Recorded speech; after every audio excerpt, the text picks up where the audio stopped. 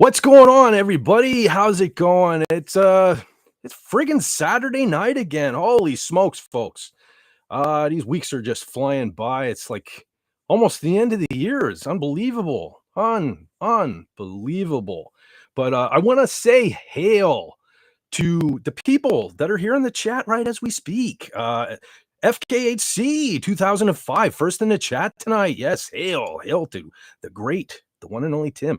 Brother Legatus is here. He's not feeling so great, folks, so he may not be sticking around. So if you want to chat with Brother Legatus, do it while you can. We got the King. The King Dolphin is in the chat. And, of course, 10 Hut. Everybody at attention. We got the Sarge. The Sarge is in the barracks. So let's SP4H. Brother SP4H is in the chat. So looks like that's about all we have for now. And that's enough, isn't it, folks? Those are some cool people.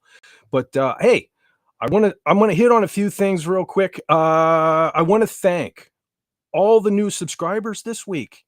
Unbelievably, 68 new subscribers. The FET Force. Yeah, it's a force, man. We're a force to be reckoned with.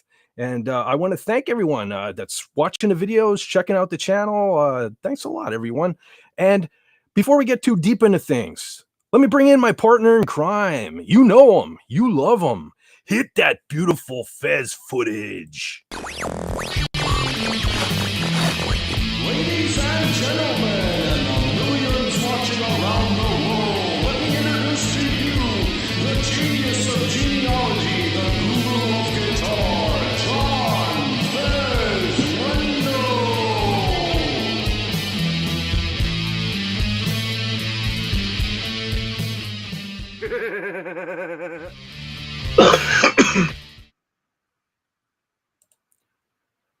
Brother John, how's it going? Sounds like you still have a bit of a cough like I do. Dude. Is that a cat? Holy smoke. Jeez. Here we go. Next thing you know, beavers will be showing up and oh my God, here we go already. But, as long as they don't call me a pussy. But anyway, yeah, things are going fairly good. I mentioned about my brother's doing better with the chemo and the radiation. He's feeling actually stronger. So that was a nice bit of news today.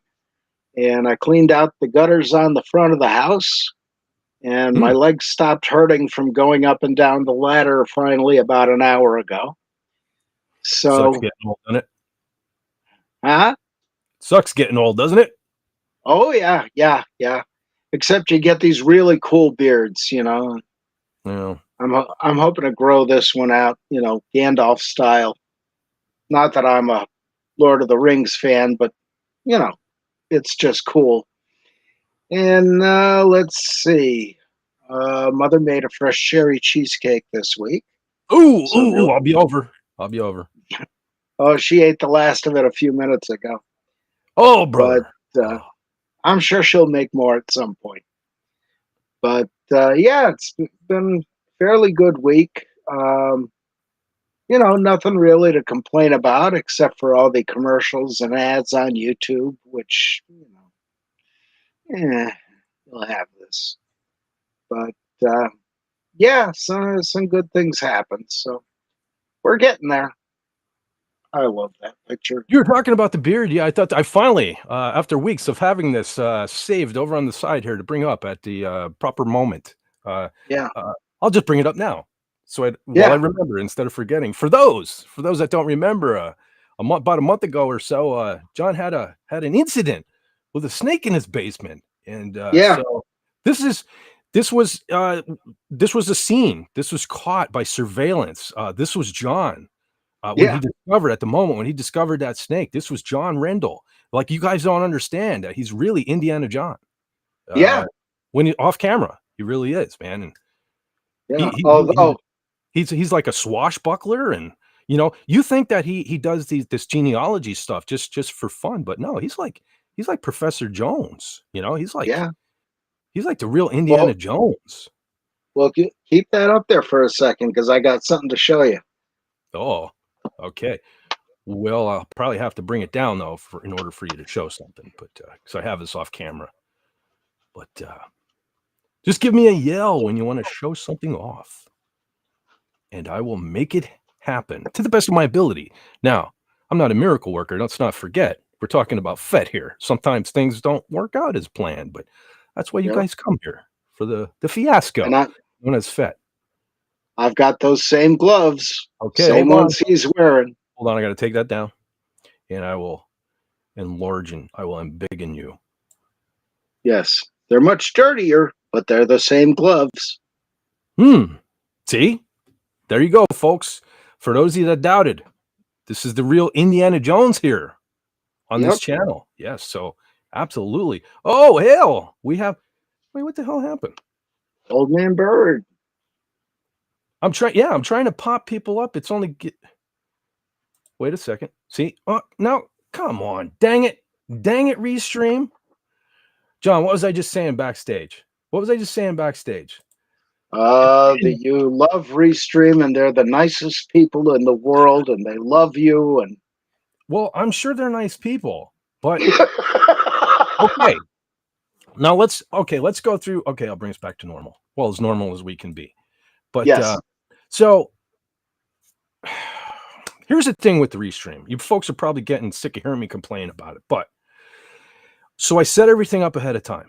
Sometimes way early in the day. For example, the background, the ticker at the bottom, the chat over on the screen, all of this stuff. Making sure now I got to make sure my camera isn't mirrored. So far, so good. It hasn't reversed itself or anything yet, so we're good. However, now when I try to bring up this, okay, it keeps asking me if I want to hide the, okay, hold on. I think the refresh might have done some good.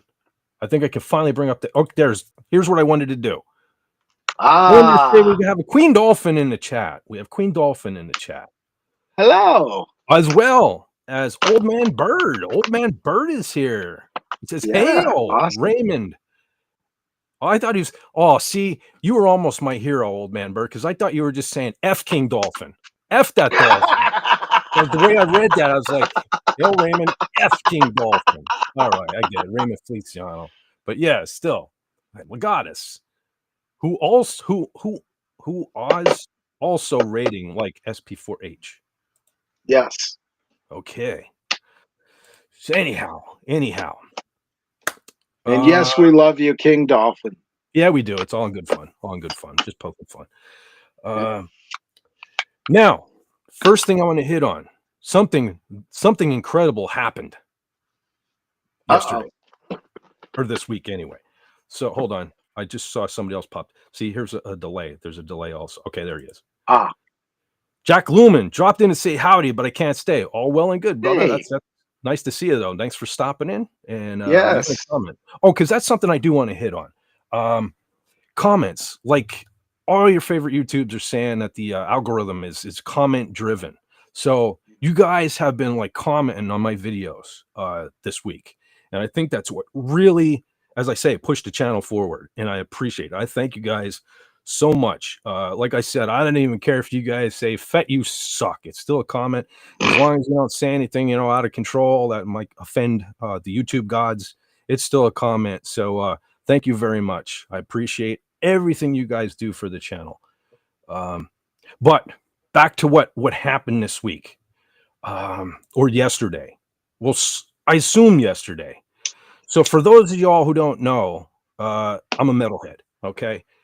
One of my favorite bands on earth is Megadeth. Well, Megadeth released a new song this week, And I even hit that there YouTube bell earlier in the week for the notification, and I was supposed to get notified, but I ended up sleeping late yesterday. I get up late, and I'm on YouTube, and I'm like, what the heck happened to that Megadeth song? So I click, I go to Megadeth, / youtube.com, and there's the new song. Never got notified. It was already out for like 18 hours or something, so I don't even know when it officially came out, but I clicked on that there thing, and I'm so glad I did, because what an effing song. If you guys aren't familiar yet, familiarize yourself with the song called Tipping Point. What a metal masterpiece, I think, in my opinion. Yeah. What a freaking metal masterpiece. I mean, again, for those of y'all that don't know, this is supposed to be it. This is the end of the road for Megadeth.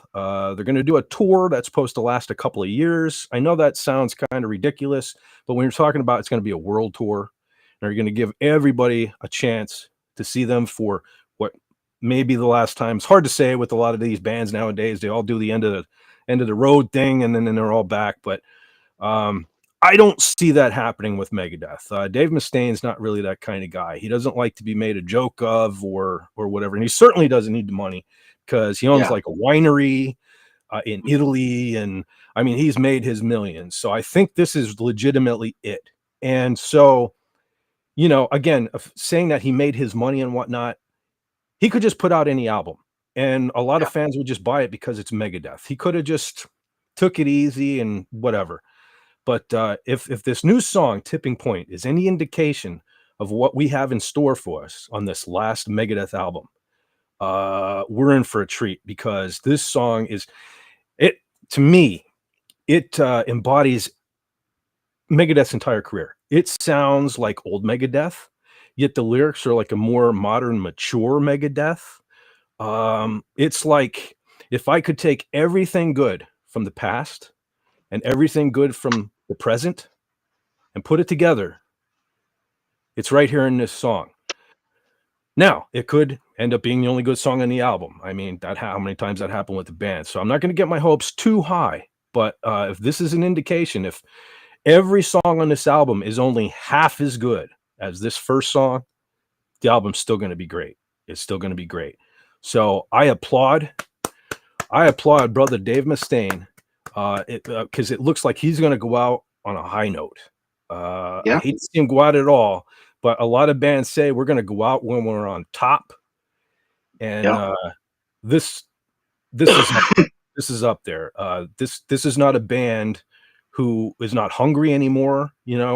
This is thrash. This song, at least anyway, is a thrash metal song, where a lot of bands, sorry, Lenrod, I know you'll probably watch this on the replay, but a lot of bands like Metallica are still riding the coattails of like the success of Master of Puppets and even the Black Album. Megadeth is still continuing to put out fresh stuff. You know what I mean?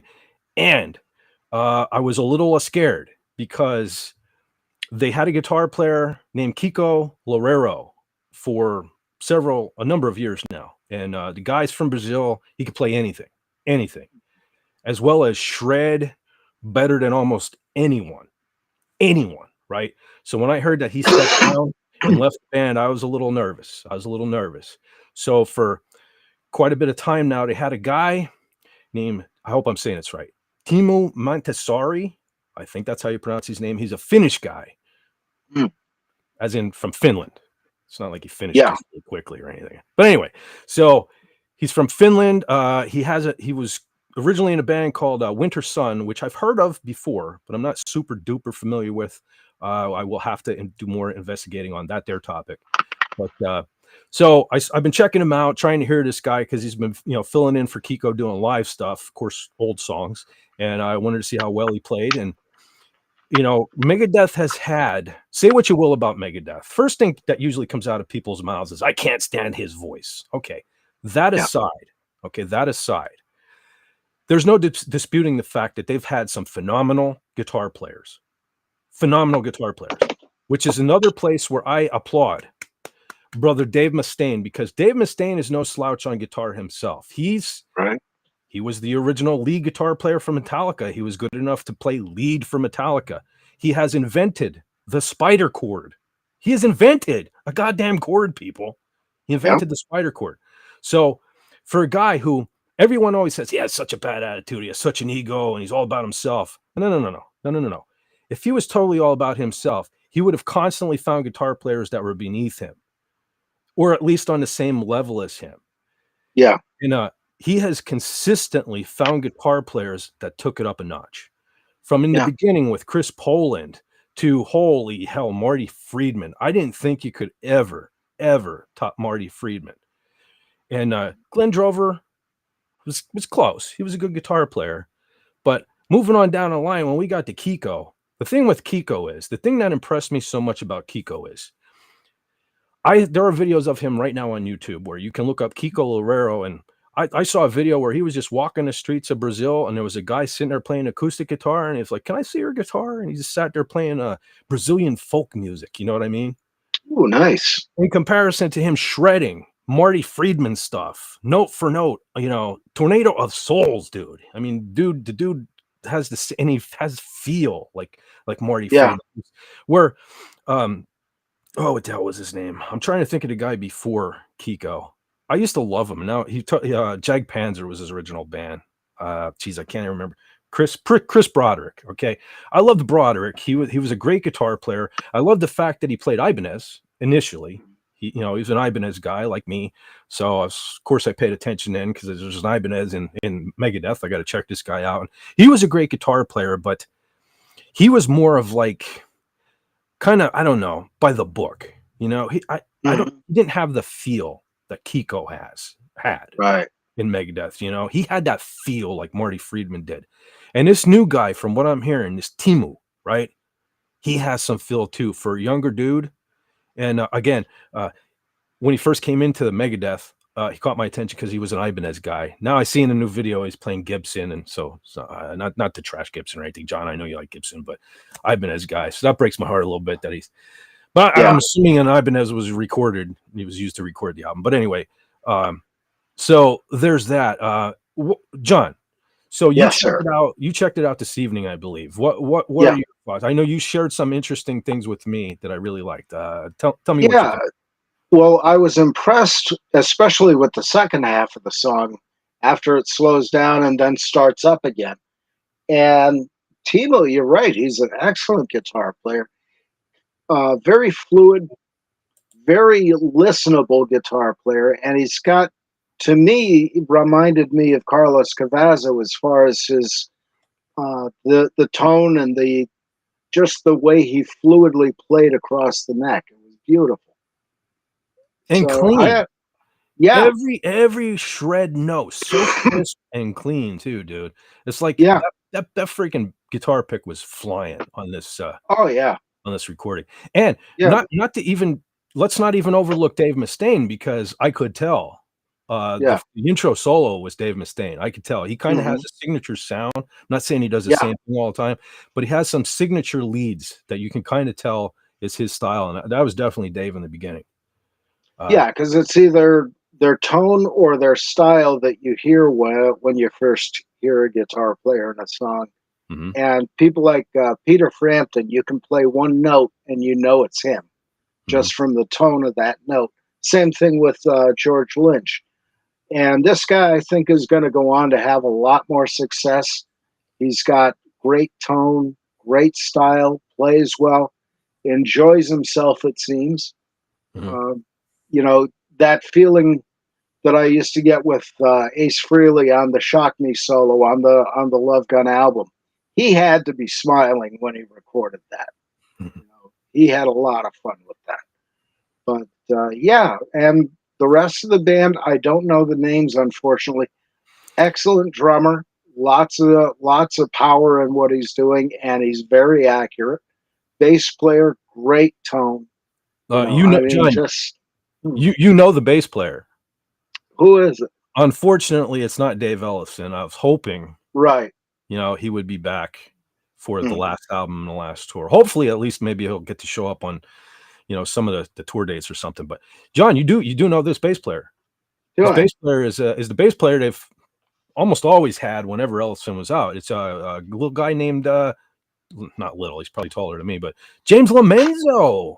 Oh, no from kidding. White Lion. Yeah, yeah. Yeah. A lot of folks don't make that connection because White Lion, which I Yeah. mean, I love me some Vito Bratta on guitar. Don't get me wrong, but Oh, I mean, when yeah. you're comparing White Lion and Megadeth, it's kind of like apples and oranges. But yeah, that's James That's Lamenda. great.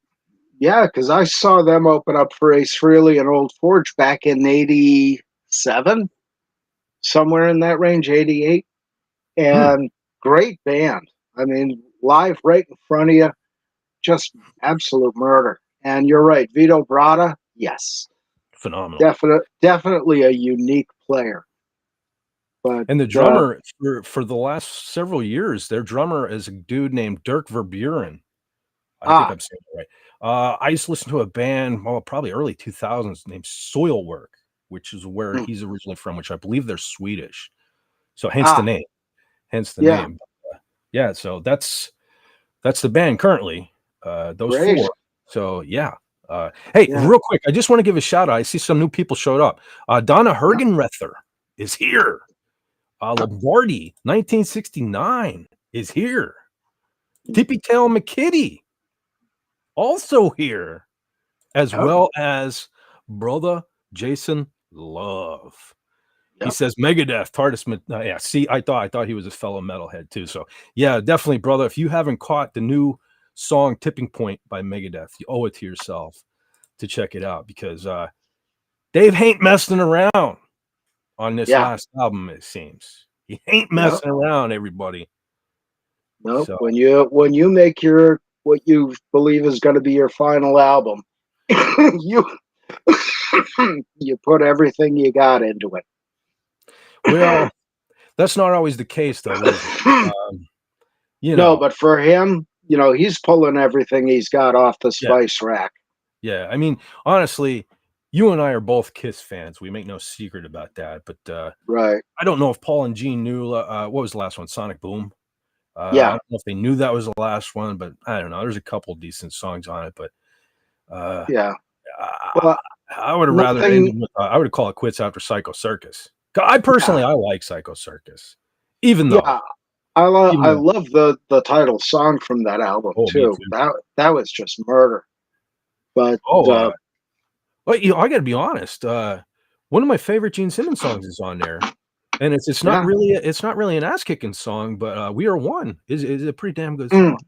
yeah. And listen, if you like some old classic Paul Stanley, like "Wouldn't You Like to Know Me" and stuff, I mean, Oh yeah. "Raise Your Def. Glasses" is a phenomenal song off of Psycho Circus. But Yeah. even though from what I understand, Ace and Peter didn't have a big hand in that, but that's not a big Right. surprise because I I'm not so sure Ace and Peter were up to par. I seen some of the rehearsal footage and Yeah. stuff. It seemed like uh they needed some practice. Oh brother. Yeah. Yeah. I mean, some of it was there, some of it was not there. And let's face it, Ace is what, 70 some odd right now. He's not playing Yeah, like yeah. he Well, used to. yeah, I mean they're all up there. But Yeah. well, that's another point. And Tim, I got that pulled up. I'm a scared, but I'll show it. But before I do, before I get off the Megadeth topic and stray too far into Kiss territory or anything, Mhm. um, totally lost my train of thought. Uh, I guess that's probably about it. I mean, I don't know what more I can say about Megadeth. It's just that what a band, what a career. Um, you know, honestly, again, I know I kind of poop all over Metallica, but like I listened to what is it, 32 Seasons, I think was their last album, the name of it. Mhm. Yeah. Honestly, there's nothing really that impresses me on it. And so has been the last what 3 decades for me for Yeah. Metallica. Uh Megadeth they've been there are a couple okay in Megadeth's entire discography. I'm not going to say they're all great. I was a Mm. little disappointed with Super Collider. It's probably my least favorite Megadeth album. I remember getting that album, and I'm a metalhead. I have to have physical a physical copy. I have to have a Right. CD where I can pull out the liner notes and read them read the thank yous and see if any others, because I would always look like I remember back in the day, when I got w.a.s.p. The Last Command on cassette. Back then it was a cassette. And Yeah. first thing I did was I'm looking at the liner notes and I see that they thank Kevin Dubrow and Chris Holmes and stuff from Quiet Riot. And then I'm reading, and they actually, I think it was Carlos Cavazo and Rudy Sarzo sang some backing vocals on "Running Wild in the Yep. Streets." I'm like that made it even more special to me, the album. And Mhm. not only that, also, I have to have the artwork like that. But anyway, back to Super Collider. See, I get off on these tangents, but back to Super Collider. I remember pulling out the cover and reading inside, and I'm like, banjo. I'm like, Yeah. banjo and Megadeth. That could either be really good or really Or bad. really bad. Yeah. Because listen, I love the band Warrant. I'm not gonna lie about that. I think Yeah. Warrant was a great band until they did the grunge thing. But Yeah. Uncle Tom's Cabin is a great song. It's a freaking heavy song, and it has banjo in it. That was done right. Yeah. Yeah. Now, the song on Super Collider called Blackest Crow by Mm. Megadeth with a banjo in it, that was somewhat of a stinker. You know, the whole Mm. album was somewhat of a letdown for me. But after that, you had albums like Dystopia, which if you folks are Megadeth fans and aren't familiar with Dystopia, that's the first one with Kiko Loureiro on it. Holy crap. First song I recommend listening to off of that is Poisonous Shadows. Write that one down, Right. ladies and gentlemen. Write that one down. If you have not heard Poisonous Shadows off the album Dystopia, check that one out. And now, the one in between that one and this one was a little album called The Sick, the Dying, and the Dead. Another phenomenal Megadeth album. Now, that one is it's not quite as heavy as old Megadeth, but it's also a nice balance between kind of slightly heavy and maybe Euthanasia, which was an album. I like that album. A lot of Megadeth fans don't. That's kind of Megadeth's Black Album, where they were still heavy, but they slowed down. I love Euthanasia. So there's some things on The Sick, the Dying, and the Dead kind of remind me of little heavier songs from Euthanasia. And of course, Kiko Loureiro was still playing guitar on that. So that's worth listening to just because of him. But there's a really weird song too on The Sick, the Dying, and the Dead called Mission to Mars. Right. It's almost like if like Sweating Bullets had like a son that showed up out of the woodwork years later, but is like the next generation of the song. It's kind of like Mission to Mars or something. I can't explain it, but Mission to Mars is a really, really, really cool song. Something I never thought I'd hear from Megadeth, but it's pretty cool. Check that one out too. Mission to Mars off The Sick, the Dying, and Dead. But before you do any of that, if you guys have not heard Tipping Point, man, if you're not familiar with old Megadeth and how ferocious Megadeth used to be, you're about to, John, when I texted you and told you to listen to this, what I said, prepare to have your face ripped off. Because this is like killer old school Megadeth. Now here's the thing. There's always been a dispute. I can remember years ago when I started making memes. One of the first memes I made was a Megadeth meme. And I forget even what it involved, but I remember it said something about Megadeth being the state-of-the-art speed metal band. And people gave me a lot of crap for that online. They're a thrash metal band. They're a thrash metal band. So I have since changed the meme to thrash metal, even though I really didn't want to. I do consider Megadeth thrash, but I even had a shirt back in the day. Matter of fact, I don't have it handy here, but in my junior year photo in high school, I wore the Megadeth shirt. I remember it's called Radiation, and it had Vic Rattlehead on the front with a big radio, like the boom on King Dolphin TV. But on the back, it had the definition for Megadeth, and it had the official, Megadeth. What something about over 100 was that when over 100 million people or something. Killed in a nuclear fallout. And then the second definition was state-of-the-art speed metal band. And that was right on Megadeth's own legitimate shirt. It said state-of-the-art speed metal band. So I guess the last couple of decades, you can't really call Megadeth speed metal because they weren't playing as fast as humanly possible anymore. But they're definitely thrash metal. So I still consider Megadeth, for the most part, speed metal. But because you know, a lot of bands lay claim to the fathers of thrash metal, and most people claim that it's Metallica. But listen, folks, Exodus was out there, and they're from the Bay Area too. Exodus was out there playing thrash metal too at the same time, and in Yeah. fact, their first album, Bonded by Blood, should have been out before Kill 'Em All, but the record label jerked them around or something like that, so it was put out a year later. But and a matter of fact, for all of you folks who aren't schooled in Metallica as well as some of us, that's where Kirk Hammett comes from, ladies and gentlemen. He was stolen out of the band Exodus.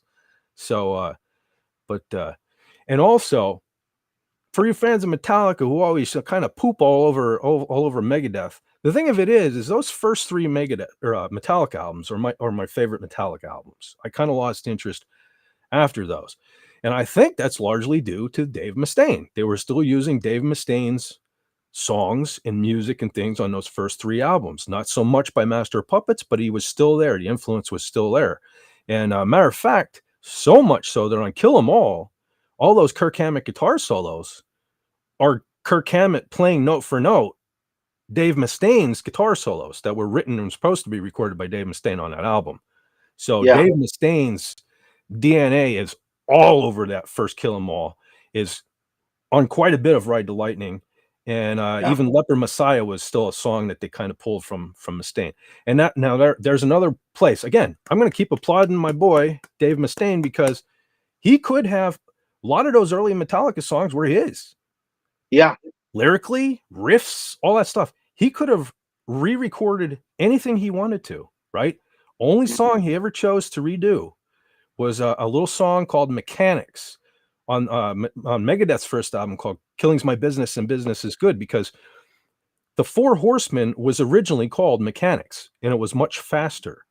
But Metallica, for some reason, that's one of Dave's songs that they kind of rewrote, slowed down a little bit, changed. I think they added a little bridge and things like that.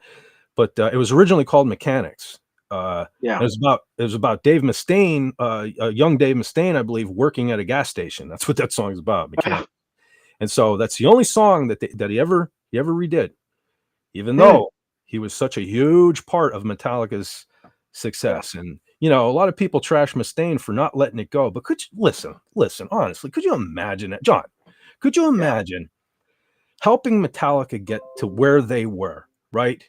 Your sweat and your blood is in all that stuff. Your sound is their sound. I mean, the guitar, the riffs are what gave Metallica that edge in the beginning, right? Yeah. Dave Mustaine wrote most of that stuff. And imagine you're going from San Francisco up to LA to record. You think you're going to be the next big thing, you know, thrash metal's going to take off. You're responsible. You're part of the band Metallica. They wake you up the morning you're supposed to go in the studio and they give you a goddamn bus ticket to go back to freaking San Francisco. Everybody thinks that's funny.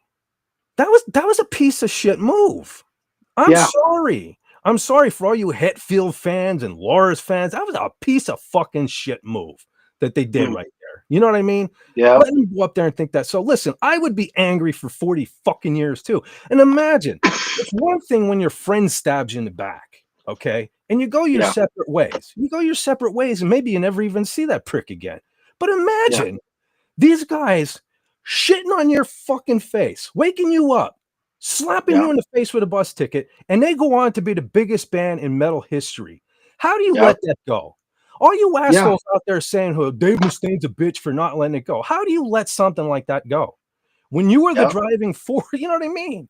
So I'm sorry. I love Dave Mustaine, and I got to be honest. Most of my heroes are assholes. Like I can't help it. You know, Blackie Lawless. I love him to death. Even my guitar hero, Chris Holmes, formerly of W.a.s.P, can't stand Blackie these days. But Blackie Lawless is such a part of my musical journey. I gotta love the guy regardless. I can't help it. And I want to say a hail real quick to Marcelo Lopez has popped in. Sorry, there. Man. You popped in at a time. I'm trying to keep the cursing down to a minimum and stuff, but this stuff lights me up when people make fun of Dave. I mean, listen, how many people, everyone has had an instance of jealousy and betrayal and stuff in your life.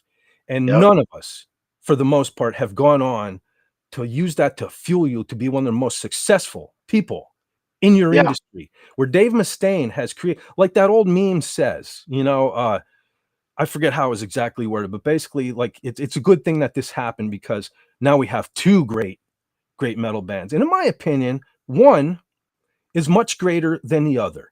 I'm not Yeah. I'm not gonna crap on Metallica's legacy. They have some great songs. They do have some Yeah. great songs, and I even do have a soft spot for some of the stuff on the Black Album. Yeah. Largely, I think the Black Album sucks. Okay, Mhm.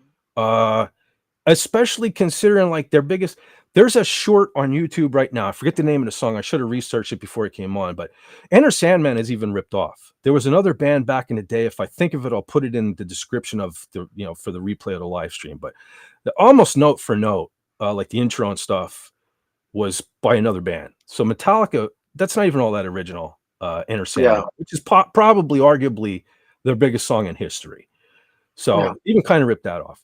I mean, first of all, Metallica's formula has gone on to become like Iron Maiden. You know what I mean? It's like Hmm. a 4-bar, eternally long intro. You know what I mean? Yeah. So where Megadeth is a slim, sleek metal machine. Always has Yeah. been. Yeah. And it looks like by this new album always will be. You know, Yeah. every note is a precision guided missile. You know, it's there's nothing there that shouldn't be there in a Megadeth song. Metallica's songs are bloated, fat, could be Mhm. cut down dramatically. That's one of the Yeah. reasons why people like the Black Album, because at least on the Black Album, they kind of cut that down to a minimum, you know? Yeah. And they could use a better drummer. Well, okay. I'm not Lars' biggest fan. Even back in the day when everybody used to love Lars, when he'd do Yeah. interviews on the Headbangers Ball and stuff, he get on my nerves. I mean, I guess I'm kind Yeah. of talking at a half a million miles an hour right now too. But you know what I mean? When you're sitting there talking like this and you're just like they're all hyped up and drinks and stuff like that, I just wanted to choke him. I just wanted to reach through the Yeah. screen and choke him. Now I will say, hail, William Shakespeare is in the chat. Hey there. I will say though, Lars is by no means the greatest drummer on the planet. Okay. And Right. nobody shits all over the sound of his snare drum on Saint Anger more than I do. But he when I listen to Metallica songs, which I do on occasion, I'll listen to the drums and I look at from the point of view who people who always trash Lars, like, really, I can't imagine doing anything different. I mean, Lars did what was needed for the Yeah. music as well. Where that's one thing where I will give Lars credit where, like I said, the songs are bloated and way longer than they should be. At least he did what fit the song, you Yeah. know, where I don't know where I'm going with this, but I don't consider Lars to be the worst drummer on the planet. I think he was what Metallica needed. And the people that argue that, well, it's like Master of Puppets is considered to be like the most important metal album of all time, I think. Yeah. And Lars played on it, so he couldn't have been too bad because he played on Yeah. the I mean, I've influential seen album of all time. So I've seen some of the footage of them live. Some of it's good, some of it's horrendous. And, you know, Lars just doesn't appear to have anything to me that's new or original. As you say, on the albums he played what was right for the song, which is, full credit to him for that. But live, I've seen better. Peter Criss in his heyday, everybody, Paul will trash him all the time. Gene will trash him all the time. He was a great drummer, but he was not a rock and roll drummer. He was a jazz drummer who brought that swing that really made the Kiss songs stand out, you know. yeah, But I hear it. and for Tim, real quick, I Yes. never got to see Frampton live, but I had the Frampton Comes Alive album, and I played drums along with that for years. And there was one song especially, "Money," had a great drum intro to it, and I loved playing that. But yeah, that was a fun album to play too. But Frampton getting Comes back to Alive. Was that the one with the talk box or whatever? yeah, The one that everybody on talks "Do You Feel Like We Do?" Yeah, Yeah. there's a lot of great songs on that album, and there's one or two, not as great to my, catalog, but there's just a lot of really good stuff there. Whether you're into rockers or melody or acoustic, there's something there for everybody. But yeah, there's that. And Donna mentioned here, let me see. Oh, yes, Kiss Meets the Phantom of the Park. Oh, shoot. Yeah. Yeah. Hold on. I remember when that came out on video, it was $85 at the video store. What? And yeah, this was right when video for home came out. And you can't give that thing away for $3 at this point. I'm wrecking my place here. Yeah. Yeah, it played Halloween night, 1978. And I remember sitting in front of the TV with a cassette recorder to record at least the audio, because we didn't have video then. But yeah, that was, to little me at the time, 12, 13 years old, that was the greatest movie ever made. But yeah, there you go. But I look back on it now, yeah, there's a lot of cheese in there. There is. But I mean, when you're like a sci-fi little geek like me, yeah, and you like Kiss, it's not as cheesy. no, especially the live concert bits, they were awesome. I think that's when they were at their pinnacle with the shows. I'm like wrecking my whole house here. Oh no! So I had to take like, I have it shoved in.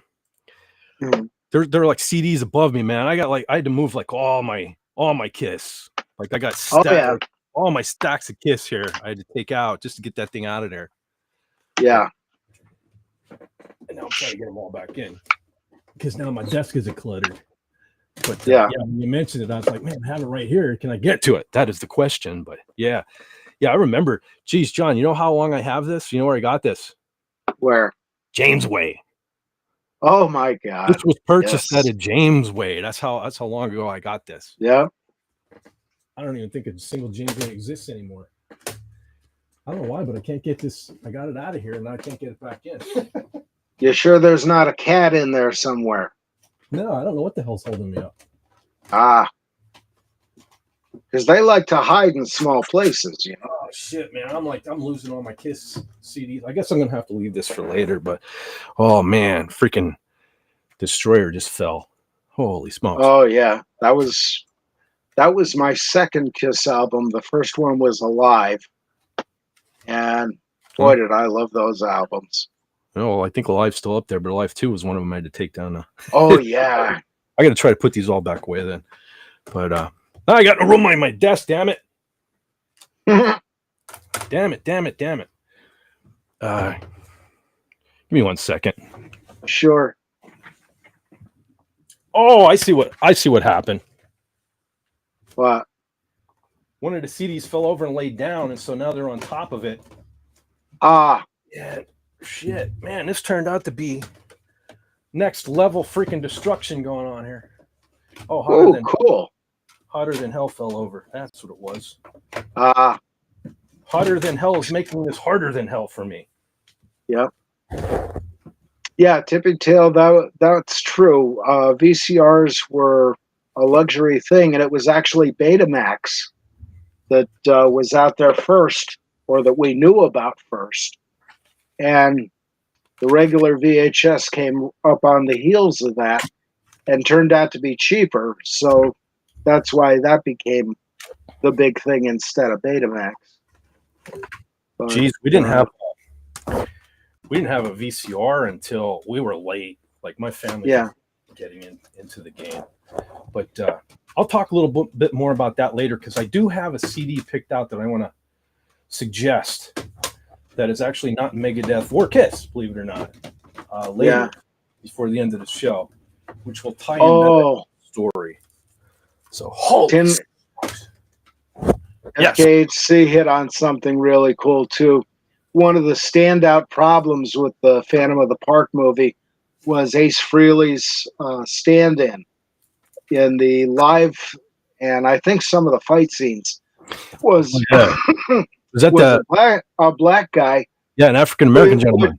Yeah, and it was kind of obvious, Yeah. because of the facial structure. Yeah. And Well, that's one of the things I it was love. just weird, you know. One of the things I love about on the Almost Human channel, which I feel like I Yeah. talk about all the time on here anymore, but he's a big Kiss fan, but he tends to trash Kiss too, especially Tommy Thayer and Eric Singer.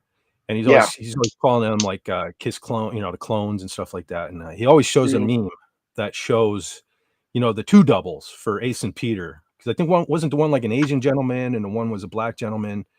Yeah. The meme says something to the effect of the original Kiss imposters or something like that. I thought that was pretty funny. Yeah. But yeah, he shows that all the time. So, okay. Well, yeah. All right. Since we're back on the topic of Kiss, I'm going to take that down and I'm going to show this meme that FKHC sent me, since it is Kiss themed. Yeah. I'm going to pop this up so y'all can check it out. Check this out. See if I can make that bigger. No, I can't. There you go. Yeah. French Kiss. Yeah. Jeez. Memories of Halloween's long ago. Indeed. Yeah. And So. and we were lucky in Scranton. We have a costume shop, Taney's, it's called. And it's across the street from the Lackawanna County Prison. And it always made me laugh because I thought if somebody escaped from the prison, first thing you do is go to Taney's, steal makeup and a costume and some wigs. They'll never find you again. But yeah, we got all our Kiss makeup there and everything, and it was just great. And it was cheap. Tim says if Dave Mustaine was with Metallica, maybe they would have won the Grammy Award for Best Hard Rock Metal Performance, Vocal or Instrumental in 1989. I don't know. I honestly don't think Dave would have stayed with Metallica. Just judging by Metallica's choices, you know, in the last couple of decades, and especially musically. Saying Anger. Yeah. I don't know what they were thinking on that one. I really don't. And it was all at once too. It was like the chopping of the hair, the sound, that snare. I mean, I can't even tell you how good the songs are as a song because I just can't listen to them because of that snare drum. And I feel like I've said this 1,000 times, but that's because Lars has a big head, has a big head, because I will give him credit.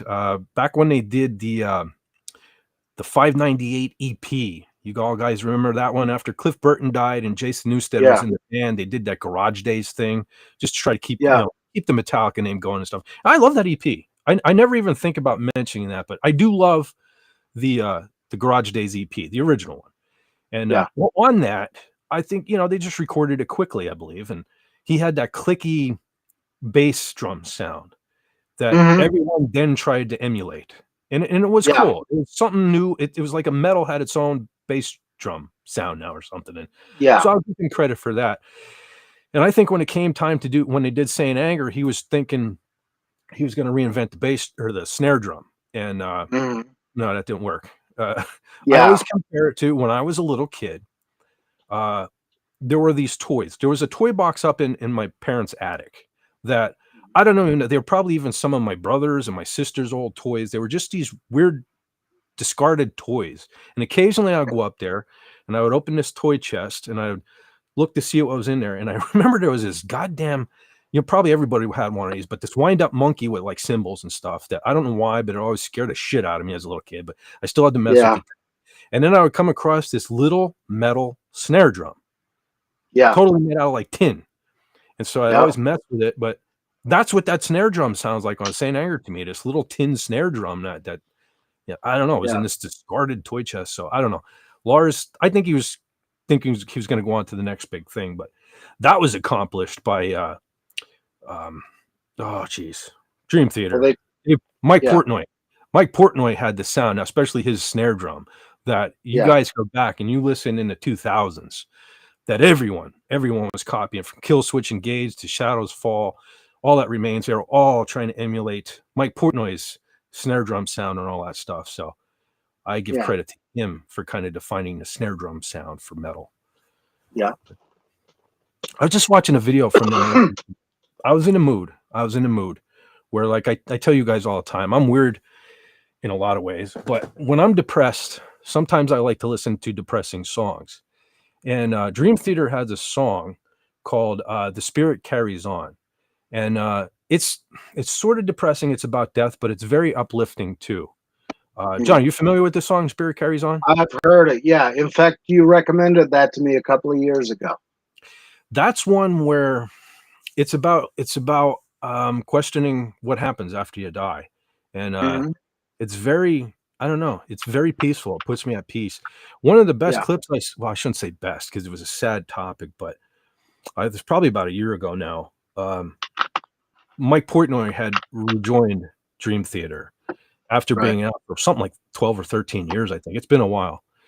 Yeah. And I was always bummed that he was gone. I don't know. I liked Mike Mangini, very, very good drummer, but I don't know. He just wasn't Mike Portnoy. So when I found out he was coming back, I was kind of psyched. I was kind of psyched, and man, he wasn't back long. And Mike Portnoy's sister passed away. And Mhm. there's a video on YouTube here right now where that night, uh, Dream Theater was playing live, and they dedicated the song "The Spirit Carries On" to Mike's sister. And if you guys are familiar with John Petrucci, another guy I don't mention quite often enough. What a Yeah. freaking guitar god, right?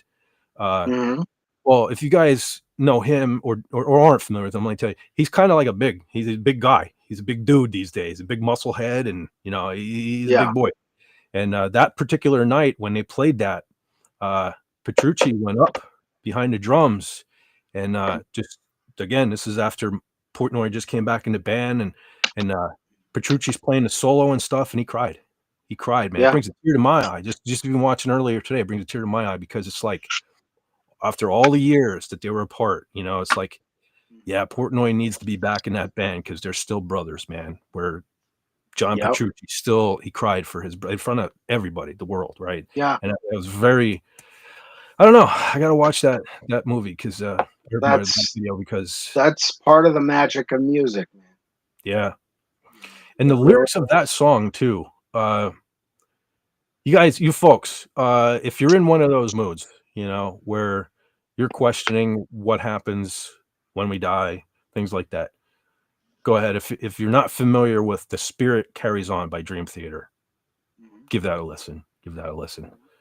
Definitely. Or if somebody close to you passes and you need some strength to you know, feel a little better, like it's not the end of the road or something like that. Again, I'm not everybody turns to metal like I do, but it's a ballad, so you know, it's not like a Megadeth thing or anything, but so Yeah. check it out. I remember when my mom passed. I was I'm not so big on the band In This Moment anymore, but Hmm. when my mom passed, I remember the song I turned to with her was Into the Light, I think it was called. That Yeah. was sung by them. That one there, I will always associate that with the passing of my mom. Yeah. Are you familiar with In This Moment, John? Maria Brink's band? Yeah. Yeah, I Yeah. like them. They were good until, in my opinion, when she decided to become the metal Madonna, that's kinda Yeah. where I lost interest. It's almost more about the fashion and the Yeah. Because there were some really good bands coming out of England at that, or Europe at that time, I should say. Um, Unsun was a great band out of Poland, oh, yeah, yeah. and the singer they had, she was beautiful, blonde, built. I mean, you know my thing with faces. She had a face I'll never forget, and just an awesome singer. And then she got some neurological disease, and that killed her career. But you had them, Nightwish, Within Temptation, Syriana, I think, was another one. You know, a lot of good these more symphonic metal bands, and there was a time when I was into a lot of those bands, and then that kind of wore off a little while ago. Oh yeah, there she is. Holy Just shit. beautiful. Someday I'm going to figure out this YouTube. Okay. So apparently I can only do one at a time because Fett's a jackass. But yeah. Yeah. What the hell was her name? I want Anna. to say on Anna. That's it. Yeah. Just Anna. Yeah. Just And Anna. she I don't know if they had more than now. If I'm not mistaken, which I probably am because I haven't listened to them in a long time. But John, was the guitar player in this band also the guitar player for the band Vader? Do you recall? I believe so. Yeah, that was her husband. Vader, man. Yeah. Are you guys in the chat familiar with the band Vader? Holy smokes. Talk about night and day, sun, Mhm. unsun, and darkness. Holy smokes. Yeah. Yeah. Go check out some Vader if you're feeling Yeah. froggy. Check out some Vader. Yeah. But What holy a smokes. great Wait, band. I'll read this comment real And quick. Saying anger sounded like Lars' drumming on a Folgers coffee can. See, that's what my old little tin drum sounded like. So yeah. it's true. It's true. See, he backs that up.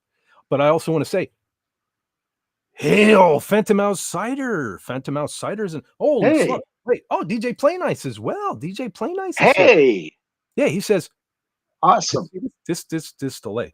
Stopping by to show support and leave a thumbs up. Have fun. I'll join the replay crew. And he always does too, man. He always leaves a comment like after the Yeah. fact. Like tomorrow or something, he'll leave a comment. I was just saying at the beginning of the stream, all you guys and girls that do that, man, you're helping this channel like you wouldn't believe. Because I don't understand how YouTube comes to decisions. You would think by watching a video in its entirety would be enough. Mhm. If somebody goes even above and beyond that and clicks the thumbs up, that should be even super duper, enough, right? But Yeah. no. It seems that all YouTube is concerned about is whether people comment on a thing. It's that interaction. And I haven't even looked into it, but now there's even something new from what I understand. There's some kind of hype feature. Yeah. Like you have to click hype. And now creators have to have so much hype to get pushed. Yeah. It's like, when does it end? You know what I mean? I don't do this full time. Like I would if I could, but geez, trying to work a full-time job, right? Mhm. Trying to take care of my house and do all this stuff and still find time to make videos and do all this stuff. And you know what I mean? It's like, Yeah. YouTube, how many hoops do you expect us to jump through? Is what I All need of to know them. at the end of the day. It's nice. You folks at Google who get paid to do this stuff for a living and all. That's all nice. But how about throwing a bone to some of us little guys, you know what I mean, who are just trying Yeah. to, you know what I mean, make some videos and have fun with our friends, and maybe Mhm. just have a little success on YouTube if possible. Stop making it harder. It's like, I can just imagine too. Some folks, their dreams of YouTubing are probably crushed instantly, once they can't get, Yeah. because it's like, I'm here now. I have the channel forever. Okay. I said this 1,000 times. This is just my channel from back whenever, 2012 that I created, whatever, to watch videos. But it was only until maybe 4 years ago, something like that, where I started, or maybe it was a little longer than that, whenever I started putting the Doomcock pictures on. And that's all it Mhm. was for. It wasn't to be anything serious, but maybe 4 years ago, I started kind of cracking away. I decided I wanted to make Star Wars videos again, Yeah. and be the Fett for Hire channel I always dreamt about. Because John, it wasn't all that long ago. I came across long before I even knew all you guys, and Mm. I had people all along telling me you need to do a YouTube channel, and I made a banner when I was first learning to make graphics and all, and I found the original banner. And my tagline now is evil. What is it? Heavy metal Star Wars fan and evil genius. Well, back then the tagline was stars, cars, and guitars, because I wanted Mhm. the Fed for Hire thing to be about sci-fi, Star Wars. Yeah. Hence Star Wars. My love of muscle cars and trucks and stuff. So hence the cars, and then guitars, music. So Yeah. throughout the journey of this channel, like I said, the Last Jedi crushed my desire to make Star Wars videos, so I wasn't doing that anymore. Then I started Mhm. doing the Doomcock stuff, which was never even on the radar, before I even heard of Doomcock. Yeah. But then I went through a phase where I wanted to start making Star Wars videos again, And Yeah. I don't know. Like I said, I made one video. I thought it was going to be the one. You know, I had 16 hours I put into making this video. Why I love Jesus. Return of the Jedi. Yes, I worked, and that's not even counting, you know, thinking about it. And I think at that one Hmm. I scripted out, but I had 16 hours into making that video. And at the time, my videos were getting, I don't know, 20, 30, 40 views if I was lucky. Yeah. And this one here I thought was it. John, you liked that one because I had the Victoria Theater in it, and you Hmm. know, pieces of me before. I think this was even before I came on camera. So there was hints at Yeah. my personal life and things like that. And I'm like, I was excited. I'm like, this is gonna be it. This is gonna be the one that breaks my channel. And then I got like 100 views or something, and which is Yeah. you know, and I'm not knocking 100 views. I thank all Yeah. 100 people who watched that and liked and stuff like that. I appreciate that. Yeah. But after 16 hours involved in doing this, it's like it doesn't exactly light a fire under you to do that every day. But Yeah. so Well, then, that's the thing, and I enjoyed that video a lot, actually. well, thank you. You're one of the few. Thank you, Brother John. But yeah, so going back to finding that original banner, the Stars, Cars, and Guitars things. Well, of course, now I slowly incorporated in over the last couple of years my guitar playing Yep. and music and talking about music here on the channel, and we occasionally hit on cars and muscle cars and things like that. So I'm kind of finally, after all this time, way out of the way this way, a lot of zigging and zagging and all this stuff, but the channel's kind of finally back to stars, cars, and guitars for the most part. Yeah. So it's Yeah. weird, you know. It kind of circled around, but we're back, and I don't know. Yeah. And like I said, so I haven't been in the past. I used to go on a lot of other channels, you know, King Dolphin, uh, Brandon the Anime Guy. I was on here and there, Doomcock's channel even. This year, Yeah. again, I apologize to everyone. I've really focused on the channel. I've really been focusing on the channel, and every second that I can apply to it, I'm trying to either do something, video wise or behind the scenes. I'm learning, now I'm working more with AI and stuff like that to try to take it to the next level. So, Yeah. uh, constantly working on trying to improve myself, and it's paying off. And Yeah. so that is freaking awesome. Somebody's here. Who's here? We got a. Oh, I think I see a car cam. Hold on. Uh-oh. Hey, what's going on, There. Carla? I have a driver. I'm just I thought I'd pop in. Sorry, I'm late. I couldn't get this thing to work, so now I Oh, Uh-uh. can. We'll don't feel bash bad. it with a hammer. Yeah. Yeah, I know. Don't feel bad. I Trust couldn't me. get anything to work right today. Matter of fact, right before this, no, maybe a half hour before the show, FKHC there messaged me. He's like, "Are you going live tonight?" Well, here when I set the stream up today, I did everything, Yep. set everything up except hit the button that schedules it. So yeah, Yeah. never went on to Oh. YouTube to let folks know that I would be doing it later. So, but here we are. So I here we are. reposted your post Oh, thank you, I earlier. appreciate it. Ooh. I was thanking everyone for doing that sort of thing. All the comments, all the reposts, the shares, the likes, all that stuff. Thank you guys and girls so much for all of that. You've been incredibly helpful to me this year. Wait a minute. Pleasure. Uh-oh. Wait a minute. Sandra is at it again. She has mashed pumpkin and is making pies. Oh, Ooh, I missed it. Oh, there it is. Party at King Dolphin's house. See, now that's the funny thing. John, you and I were talking backstage. Now, I don't particularly care for pumpkin pie. However, I think this is like a regional thing here. But we have a cupcake company called Little Debbie's, right? That every year, Yep. at this time of year, puts out these here pumpkin delights, right? Mm-hmm. Now, these things I can't get enough of. So when I saw these at the Yeah. store yesterday, yeah, they came home with Fett. So, Yeah. yeah, pumpkin delights. That's what you need is a sponsorship from Little Debbie's. Well, yeah, but if they paid me in cupcakes, holy smokes, I'd be Jabba the Hutt. I'd be Well, Jabba for hire on here. But yeah, speaking of which, man, that Shatner video I did, holy smokes, did that blow up? Last I Yeah? looked, like 8,000 views. I maybe I should wow. maybe I should change my name to like Kirk for hire or something like that. Because it's funny when you look at the comparison. So my last batch of videos all got hundreds of views. Okay, and thank you to Yep. everyone watching my Yeah. stupid stuff. Right, thank you so much for taking your time to watch dumb old fett here. But And you look at, commenting on them as well, that and helps. that too, yes, that almighty interaction. But if you look at, I did a video on the Mandalorian and Grogu movie, right? That's only got 87 views, I think, last I checked. Like Oh, that's everybody is, interesting. yeah, everybody is checked out in Mandalorian and Grogu. So I don't Yeah. know, I don't have high hopes for this movie, but the success of it anyway. But unless like really, I shall John. return momentarily. Okay, unless We'll allow it. this Mandalorian movie is so good that the handful of people that go to see it, then the word of mouth spreads it to everyone. Okay, it's safe to go or something like that. But yeah, Yeah. I thought that was funny that, like, here I am, Fett. Okay, I'm Fett. You can clearly see my logos based off the Star Wars Empire Strikes Back toy logo and all that stuff. Yep. But yet, the Star Trek fans are the Shatner. ones. Yeah. Yeah, the Star Trek fans just like swearing on my channel, and they're so cool. They're leaving nice comments. It's like my Star Wars people, man, leave me hanging all the time. It's like, where you at, man? Where you at? But anyway, Yeah. I just thought that was funny. So how's it going, Carla? I'm well today. Oh, last week I was sick. I had a cough.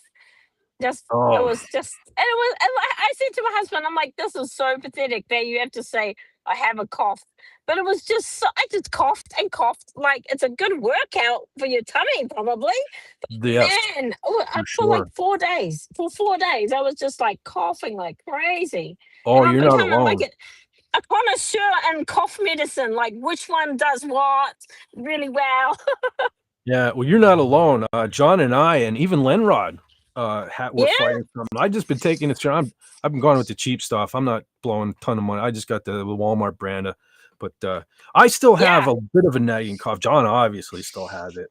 I've been like, oddly, for me, man, I'm lucky. I'm lucky if I get 6 hours of sleep a night, and that's never even consecutive. But man, the last 2 nights, I just couldn't get enough sleep. So hopefully, Wow, your body's healing. I hope so. Marcelo Lopez, it's funny. I have high hopes for that movie, The Mandalorian and Grogu. I mean, I do too. Don't get me wrong. I hope it's great. I hope it's like the greatest thing we've ever seen. I would like to have some good Star Wars again, you know? Like, I don't want to keep ragging on Disney. I want them to do good stuff. And they can do it. Yeah. You know, they can do Yeah. they've done Rogue One, they've done Andor, they've done the first 2 seasons of Mandalorian. It can be done. I would listen. I would love to drop the hashtag done with Disney thing. I would love to drop it. I would love to love Disney. But they're also going to have to stop all that other crap too. You know, all the crap that they're slipping into kids viewing that shouldn't be there and all that stuff too. Yes. So, yeah, it can't be a good movie. It's good that we've got people like Elon to point with such a big reach to be able to push that, you know? Yeah. Shame he didn't do it about Star Wars. Yeah, he needs to buy Star Wars, doesn't he? He needs to buy Lucasfilm. Yeah, he can buy it. Well, he bought Twitter for what, 40 million? So 48 billion. 48 billion. Something like that. Yeah, so yeah. he could buy Star Wars for $5.95, you know. Yeah. Because that's like, about all they're worth now. I wish he'd buy YouTube. I wish, well, maybe I shouldn't say, forget it. No, I didn't say that. Forget that. Yeah. You're not wrong, though. I forgot where I was. Yeah. But they need someone to buy them after they had to pay out Trump like $24 million or whatever it was. Mm-hmm. I should be nicer though. I mean, YouTube has been pretty good to me the last couple of weeks. I don't know what's going on. So yeah, I shouldn't be biting hand. It's a rug that you're standing on. Maybe. Yeah. I hope not. Yeah, because I've had my hopes. I've had my hopes, high before, but I don't know. I don't know something going on. I like it. Yeah. And like I was telling John, we were talking backstage. I was originally, I was going to crank out like a video every day, but then getting sick, I had to take a break. That's a lot. And I did it that 1 week. I did, and I think I did 2 that particular Friday. I can do it. It can be done. But I did notice something too. Since I got sick and I had to take the little break, Now I did notice, at least for my channel, I'll notice the first day I put a video out, it'll get 30, 40, 50 views, but then the next day is like where it really explodes. So at least I want to give it a little window there to breathe. You know what I mean? So Yes. yeah, I don't think I'm going to do it every single day, but yeah, like what's going on right now, for sure. William Shakes Spielberg says no one can beat the Shat. Nope. Hey. Hi. Donna says Empire is the best film ever and ever. Okay, one of these days I got to decide when I want to do it. I'm thinking maybe Christmas time, since it's like the gift that keeps on giving to me. But I want to do like a Star Wars. Might even do the whole month or something. Star Wars streams, like set of streams. Now that's gonna now. I was funny you say that, Donna, because just before the stream tonight, I was thinking about that because I was looking at my lunch boxes. I was rearranging my lunch boxes. Of course, the ones that got me some of the ones that got me started on was collecting the Star Wars ones, and I was looking at how cool my Empire Strikes Back lunch boxes are. Whoa! And it got me thinking about. Now, the first Star Wars film that I saw in the theater was Return of the Jedi. So that one's emotionally always going to be right there. You know what I mean? Because it was my first one in the theater. Yeah. Though almost every day of the week, if you ask me what my favorite one is, it's probably going to be Empire. But man, I do have a special spot in there for Return of the Jedi. And I could talk about these things on length because, like I've always said, man, Disney, Lucasfilm, Mark Hamill, none of them can destroy my love for that original trilogy. That's too much. You have to destroy me. That's too much a part of me.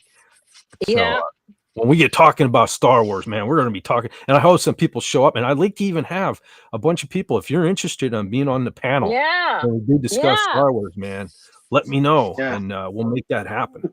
I feel like Gary Ambrosio is a big fan of George Lucas's Star Wars storytelling. I got to try to. Gary told me, I don't know how I should feel about this, but one of the last times I talked to Gary, he said to me, he's like, I'll come on if you can get Andy to come on. So Andy's here. Andy's here? Andy's here. He's in the chat. He just come in. Sweet. Oh, see, hey, Andy. Speaking of the devil on each elevator. Yeah, Andy, I was just telling everybody, I was like, last time I talked to Gary, he's like, yeah, come on if you can get Andy to come on. I'll come on if Andy's there. And I'm like, oh, that's cool. And then I thought about it. I'm like, wait, I ain't good enough. But anyway, that's pretty cool. So, but yeah, definitely. I definitely want to talk some Star Wars. And of course, I have some stuff I would love to show off on that stream. I have some cool stuff, old stuff, new stuff. We have all the figures in a box. I have upstairs right now. I have 5 Darth Vader cases. I think it's 5. Whoa. 2 C-3PO cases. Yeah. And then I have a couple like the gun case. I don't think I really have anything in that, but like all those other ones, like I just have a Darth Vader case that's full of, you got to have the Stormtrooper army. So Stormtroopers, Biker Scouts, Yeah. I got crazy Star Wars stuff. Good. Not Donna anything. Says, yes. Donna says she has the collection of Star Wars lunch boxes. Nice. What do I have? I have about 5 or 6 of them over there that hold on.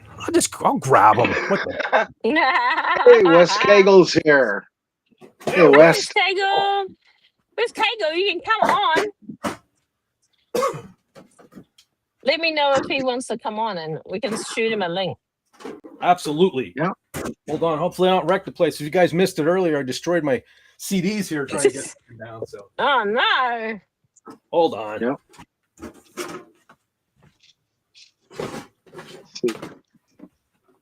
All right. I was gonna save these for like a Star Wars show, but man, I'd probably have to do like a 24-hour stream to show everything. Anyway, so hold on. So we'll start with this one because this is the only plastic one I have. But and I forgive me the dust. I should. That's so cute. Yeah. Of course. I'm pretty sure they all have. I'm gonna drop out and come back in. I need to do something. Okay. Of course, I think they all have the thermoses, but there's the thermos. Let's see.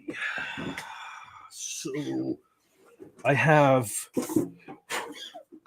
This is obviously the Star Wars. I actually have two of these because if you notice, there's really nothing but the front and the back. Nothing but so I have that one, and I have the version, the same box, but that actually has side, you know. So cool. Yeah. Then let's see the Empire. There's the Empire. Do or do not. There is no try. That's a cool picture too. I like this picture a lot. But, very good.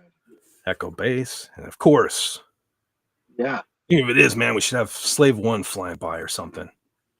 That's the only thing that would improve that graphic. And then I have this Empire, which this one's pretty cool. I love that scene. I love the asteroid field and everything. Yeah, that is nice. Yeah, that is a great scene. Of course, the Tauntaun. Yeah. Got Dagobah. There we go. Now we're talking. Now we're talking. Yeah. Awesome. And my last one here, and one of my favorites, again, because of the emotional attachment to the film, we got Return of the Jedi. Yeah. Awesome. I used to have so much stuff. I remember, John, speaking to Jamesway, like every time I went to Jamesway, I would get, if it was a folder or pencils, and I had just about anything you could possibly imagine, product merchandise for Return of the Jedi. Yeah, I know they used to have those binders that were a big thing back around 78, 79. And they had the flap you open up, and it's got Star Wars art on front, back, spine. And then inside are all the folders with the more stuff. And I think I have a pen holder and a whole bunch of stuff. I'm pretty sure I still have that folder, and it might have the Jamesway sticker on it. Yeah, like I'm saying, when we do the Star Wars stream, man, I got so much stuff I want to show. I'm pretty sure I still have that folder. I have toothbrushes up there from the 80s. Awesome. Yeah, you name it, man. I have boxes of cereal from when Attack of the Clones came out. That like, oh god, never opened them. They're still sealed up in my room. I have so much stuff, dude. Yeah, Tippy Tails, so Trapper Keepers. Yeah, those were the fancy ones. Yeah, I always had knockoffs. I had knockoffs of. Matter of fact, I had this one. It was just like faux leather looking knockoff that I used to keep my kiss cards in. John, you remember kiss cards? So oh yes, I have those. Yes. In fact, I've got mine here somewhere. Matter of fact, I did a video, I think, on my channel of I have series 1 and 2. Series 1, those are some of my most valued possessions because I've been collecting them since I was a kid, and I just finally got the last card a few years ago. Like I used to like. Now I'll be honest, I cheated with series 2. I just bought the whole series like off of eBay or something. But series 1 it was a lifetime. It was FETT's lifetime. I used to, even when I first got married and stuff, right? I had a list of every card I was missing, and I always had it in my wallet just in case we went to the mall and there was like a card show there. Yeah, and I would be going because my wife at the time would get so mad because I'd be like, "Hold on, I got to talk to this guy," and I'd be like, "Hey, dude, you got any Kiss cards stashed anywhere?" Because they always had some stuff, miscellaneous stuff, even though even if it was a baseball card show or something, I'd still be like, "Yo, you got any Kiss cards stashed anywhere?" And you'd be surprised how many times I'd find one here or there. So it was just several years ago where I finally got that last Kiss card and actually completed the set. Well, did I tell you about when I was working locally for the one locksmith? Topps Bubblegum is up in Scranton where they make these things. And I got into the Holy of Holies, the back office. In the hallway on the wall are two huge frames. These are the uncut Kiss cards and Star Wars cards in each one of those frames. Uncut, just the full, I think it's 30-inch by 40-inch sheets with all the scenes of the cards on them. It's just amazing to see that. And we got called up there to do the locks on the warehouse in the back, and that's how I got in there. Jeez, that was neat. Oh wow. Yeah, I just thought I forgot to show. I think I have all the thermoses. Yeah. Because I noticed Donna's still on Star Wars there. I have some board games, like mostly like the old board games. I think I have one Monopoly that was actually just gifted to me recently. But I want to say it's like with Attack of the Clones or something. So it's like a newer Monopoly. But I was never huge on board games, but I do have a few just because they're Star Wars. So of course I would have a few. Yeah, there's the Return of the Jedi one. Yeah, so I do have all the thermoses. But yeah, I have a ton of lunchbox. I talked about it before. The Monsters one was the one. Oh yeah, that got me collected. That was like that was my Achilles heel, was when I saw that one, and of course that led to the Star Wars. Man, one of these days I got to make a video just on those. But I always planned on getting like one of those little like revolving rotisseries or something that I could just sit it on and talk about it and stuff. And I one time I even started building like a backdrop for it and everything. I just never. Oh shit! Yeah, am I still here? Yes, you're here.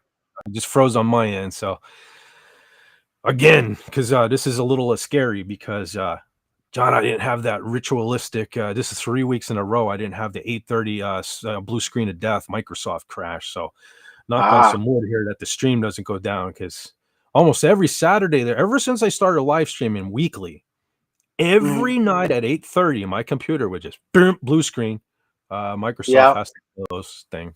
So that's why that last week when I did this song, that's why I said waited here online with screens of blue. That's why I threw out there, because my screen might crash. I was gonna start the stream out tonight with some Queen, but I wasn't. Now my voice just right before the show got all dried out, and now there's some dust on these lunch boxes, so I'm even drier now. But I was gonna start out with freaking. There's no time for us. There's no place for us. What is this thing that builds our streams and slips away from us? Who wants to stream forever? Lenrod does. You know that. Yeah, I wasn't feeling froggy enough. I'm all kinds of dry tonight, so I figured sounds good though. We'll let the botch last week unmuting my microphone thing. And that again, folks, I apologize for that. I got even friends of mine who saw that are making an ass out of me for that. But honestly, it's like I had the coughing fit, and I didn't want to cough on y'all while the intro was playing, so I muted the mic. Totally forgot about it. And I'm not making an excuse. Well, I am making an excuse for myself, because I tell you all the time I can't walk and chew gum at the same time. So while that intro was playing, I had 40 seconds to try to get my coughing fit over with, so I could sing and play guitar. And here's the thing with Restream. You guys see, and luckily you guys see, but you guys see the intro, the outro, the Fez bumper. You guys see that all fine. I see that all broken up for some reason on my end. And I don't even know where it ends sometimes. Like at the end of the stream tonight, when I hit that outro, I'm going to have to guess where I cut that off, where I edited the song and it's cut, and then I have to hit end stream. So I was doing that last week while sitting there nervous, because I'm going to sing in front of you folks, having a coughing fit. And then I have to try to bring down the bumper, the intro, turn my camera on, and unfortunately forgot to turn the microphone on, all the while looking to see if the ticker's going and chat's up, the background's still there while I'm trying to play a song and sing it. So I apologize, folks, but it happens. It's live TV, you know what I mean? So, yeah. You want some bloopers on occasion. What would the fun be in that? It just sucks when I'm the blooper. But But so You got to do something for fun. I had the 3-ring binders. Trapper keepers were too expensive. Yeah, same here. That's what I was talking about, man. It was nice. I see these kids in school. They'd open their trapper keepers up, and they just have like one switch, and the rings would just go right. I'm like having these cheap plastic ones that I'm trying to hold open, and I'm fighting with to put things in and stuff. But yeah, you see freaking spoiled brats, man. They had the one switch, and it opened up like the freaking Sarlacc pit. I don't. Sarlacc pit open. I don't even know why I just said that, but I'm in the Star Wars kind. Oh, speaking of Star Wars, I do have something here. I might as well show it. It's something more Star Wars, and it's kind of Halloween themed, so I thought I would show it off. Now, in my collecting, my Star Wars collecting, I went through phases where lunch boxes, like I had all the action figures that I needed. So then I moved on to lunch boxes, and then lunch boxes led to this or that. So at one point I thought I'm going to start collecting costumes. Now, I have some more modern costumes, but one of the only Ben Coopers, if you folks who are our age remember when we were kids, we had those cheap, thin plastic masks with the thin vinyl that tore if you looked at it the wrong way. So the only one I ever really got a hold of was this one here. This is an original Ben Cooper Yoda. Okay, from back in the day. That's Yoda. That's a Yoda Ben Cooper. Now, because this is as far as I got, unfortunately. But the two that I want to get before I leave this world, let's say, were the two that I actually had as a kid. And I have pictures of them here. And well, one's not Star Wars. Hold on, I'm going to bring this comment down first. Okay. So I'm going to pop this picture up. These were the two I had as a kid. Ace Frehley and the Luke Skywalker X-Wing pilot. Now, if I was my kid, I would have been such a happy parent. Well, at least around Halloween time. I would have probably hated me as a little kid any other time of the year. But I was a cheap kid to buy Halloween costumes for, because these were the only two Halloween costumes I had in my entire, in that I recall. I don't know if they dressed me up as a baby as anything, but so. And I can't exactly remember the order. I want to say I was Ace Frehley first. And I wore that thing. I wore both of these till I wore them out. I mean, because I didn't just wear them for Halloween. I wore them all year long. When I wanted to play Kiss, I would put this costume on. When I wanted to, John, I told you I had that box. I had that 5 foot long, 3 foot wide box or whatever it was that I made into an X-Wing at one time. Well, I would throw this on and hop into that box and pretend it was an X-Wing, right? As well as wear them every year for Halloween until they wore out. And like I said, I wish I knew, man, that Ace Frehley mask, there's a possibility that could still be in my mom's house, because long after that the vinyl disintegrated and tore and all that stuff, I remember, I think I talked about this on a live stream, but my mom held on to that mask, that Ace Frehley mask, because my youngest nephew at the time, Richie, who, John, he's the one that I sent you that Ace Frehley video, which check it out. It's funny. Was my nephew Richie who sent me that. Well, when he was a baby, he was the one that had the fascination with climbing up the stairs, or trying to climb up the stairs. So he was deathly scared of this Ace Frehley mask. He called it the Gok-Gok. We have no idea to this day. I don't think anybody knows why he called it the Gok-Gok. But so my mom my sister was my one sister was into making stuff, clothes, and so she had a styrofoam head, and my mom took this Ace Frehley mask and put it on that styrofoam head. And every time my sister brought Richie over as a baby, this Gok-Gok came out and the head went on the steps. So picture it, John. There's the stair steps, a couple of steps up, there's Ace Frehley's head, right? So my mom took possession of this as the Gok-Gok just to keep my little nephew off the thing. So there's a good chance that might even still be around somewhere. But man, I used to love that. I definitely remember that that picture of Ace on the chest. Definitely remember that.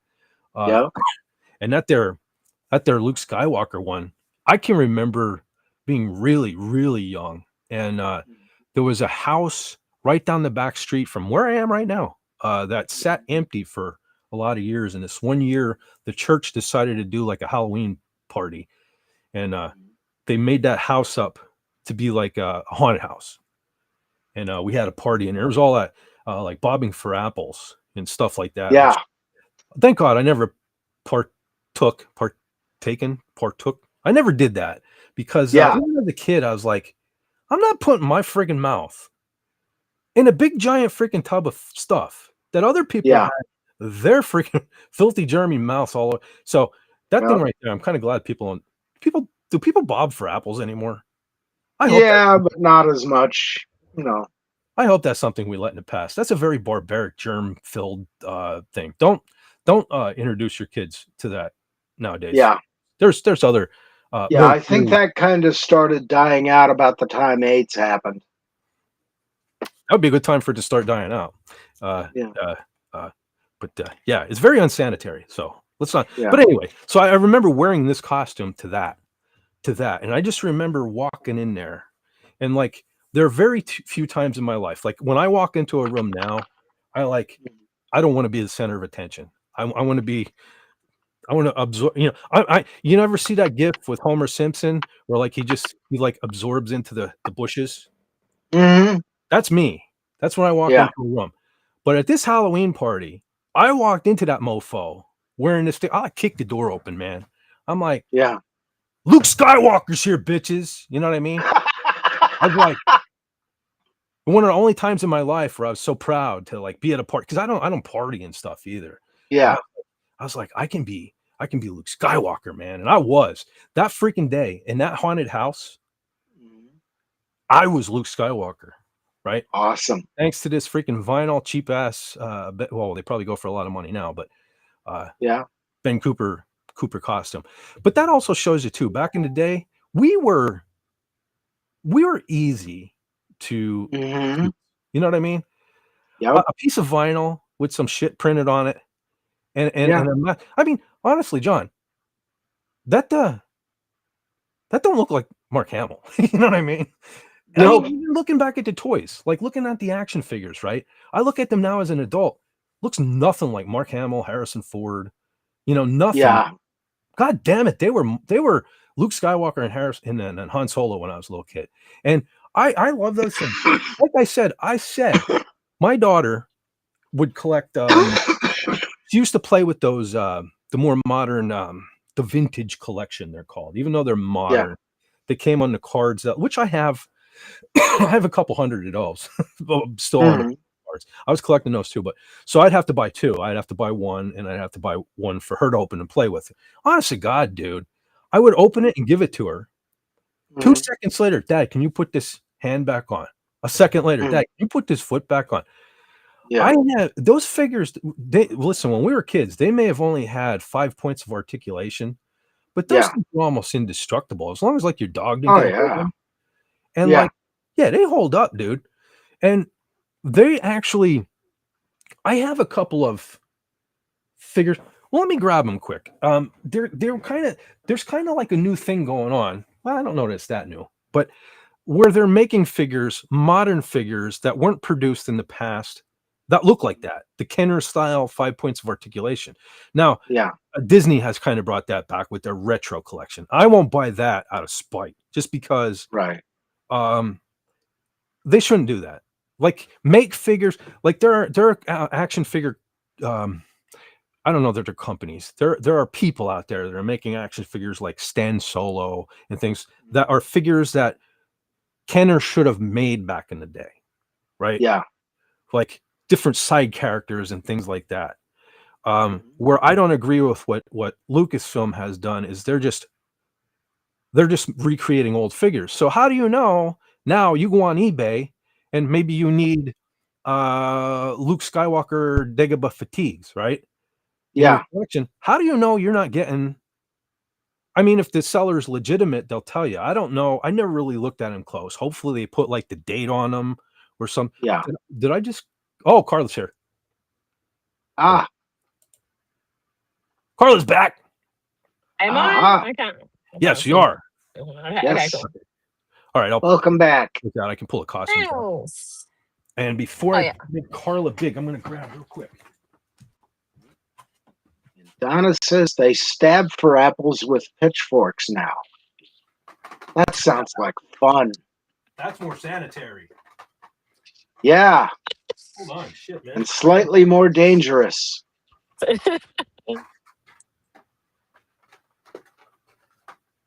I'm attempting. I'll be right there. Let's see. Man, nothing is working out right tonight, folks. You'll be fine. All right, so I wanted to show these. I have a Michael Myers one over there too, but for example, like these, like obviously back in the day, they would have never made anything like this, you know, for kids. Now apparently we don't care about our kids, but these are more for the adult collectible. But they have like the 5 points of articulation, or more of like a, you know, a Kenner style Star Wars action figure. And here's the Scream fella, you know. Mm-hmm. I do have a Michael Myers over there, but I have him hanging on a hook there on my DVD rack, and he doesn't want to cooperate. But so yeah, things like that. But hold on. Okay, Tim sent me a few pictures. If you don't mind showing them. Okay, I'll check them out right now, brother. Because we got the car can, so I do want to blow that up. But hold on, I still have the French kiss. Donna is going Halloweening as Obi-Wan Kenobi. Oh, very cool. Oh, did you do your movies we love? You know, I still haven't gotten confirmation on what the movie is, so Okay. unfortunately, I don't have that information yet. Fair enough. Let's check in. Okay. Holy smokes! I got a bunch of pictures here, Tim. You want me to show them all? I will. Some of them look like travel photos, but give me a second. When you accidentally upload your whole photo up.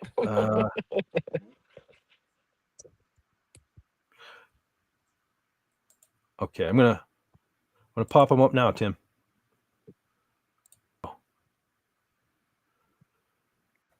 Okay, so we have Ned Zeppelin. Okay, obviously Simpsons. Oh, going backward. Hey, you know, hey, you guys know I'm backwards. I have to go backward. Oh man, I almost read that wrong. Well, yeah, I almost did read that wrong. Yeah. Oh, that's got to be irregular. I should modify that with an extra key. And now we're talking. Yeah. Oh, okay. I see what's going on here. Look at this one, John. Yep. No, they do have the Sasquatch pose. I never caught that. Yeah.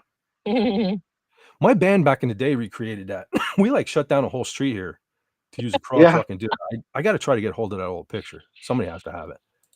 Yeah. Okay, now this. Oh, okay, is that the Abbey Road? Is that what we're looking at? I think it is. What's up with the squiggly? You guys see the squiggly lines? The parking lines there? Where's Dalek when you need him? Yeah, I'm curious. What does that mean? Oh, it means you can't park there. You can't park there. We can't park here, but people are parked here though. Unless it means drive erratically. Yeah. Just have these in Pennsylvania. Drive erratically. Yeah. Yeah. Oh, that might be the drunken bicycle lane. If Tim's in the chat, he'll tell you. Yeah, well, this one here clearly says Abbey Road on it. Yeah. Cool. Now this one, is this Pink Floyd related, this one here? Yeah, that's the power plant where they did the album cover for, what was it, Animals? I'm not well schooled on Pink Floyd. I don't know. I think I only know this simply because I believe it was a topic of discussion on King Dolphin a long time ago. Yeah. Yeah, not that long ago, actually, about a month. Yeah, that's the only reason I even kind of recognize that. Not familiar even with the album cover. Oh boy, there you go, John. There he is. There he is. There's the original Ace Frehley imposter. Mm-hmm. Now the funny thing is wasn't the stuntman? I'm sorry, I suddenly have to cough. Wasn't the stuntman that did the stunts for Peter Criss like an Asian gentleman?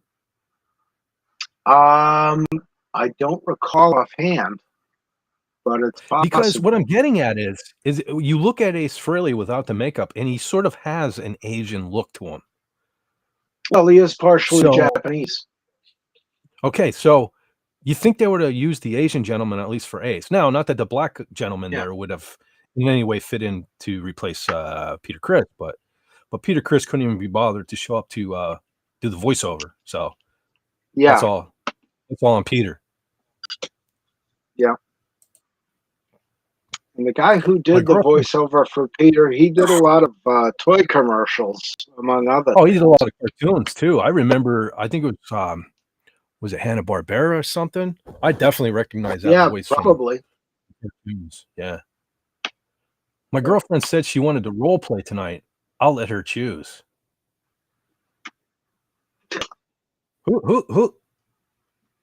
Who's this down here on the bottom left? Is that some kind of clown? I have no idea. I know this is like a top left is a Ferengi, right? Right. And then I think the bottom right is Picard. Maybe Picard. Oh, who is this? That looks like freaking Obama. Yeah. That's not Tim Russ. I hope that's not Tim Russ. Tim Russ ain't welcome on this here channel, Tim. It's Cisco. It's Cisco. Oh, okay. Oh, wait. So all right. Oh, so who's this one? yeah. When I'm picking his nose with my mouse. See, I'm picking the nose with the mouse. Maybe it's meant to be Scott. No, it can't be Scott Bakula. Oh, it's not Shatner. It's not Shatner. No, it's definitely not. It would look more like Michael Myers if it was the Shat. Yeah. No. Oh, I don't know. Yeah. I don't know. Bizarre. Tim, do you know? I think that's why. No, it's not Spock. Are those ears? No, Are those Spock? No, the ears are normal round. ears? No, the ears are round. And the eyebrows too. Wouldn't they be pointy?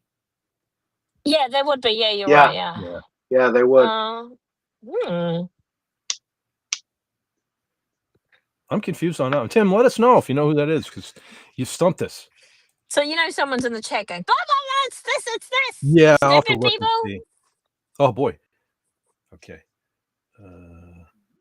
Oh, Donna sent me a picture on X. Hold on. I better go check that out. Yeah. I haven't had X up for a bit. So, oh, God damn it. Now all of a sudden I'm coughing. Oh, yeah, you caught it off me. No, I've been, I'm gradually getting over it, but I was just rearranging my what? You want one? Cigarette. No. I probably keel over.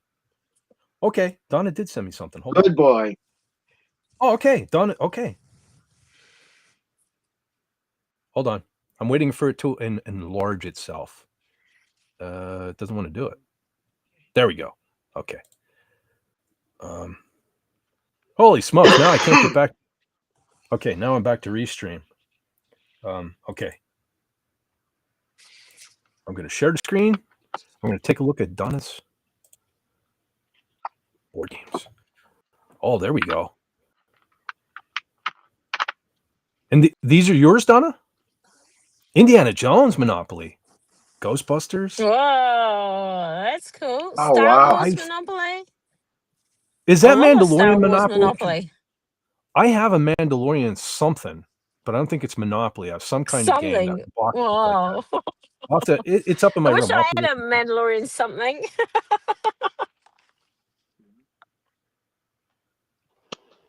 I'm trying to.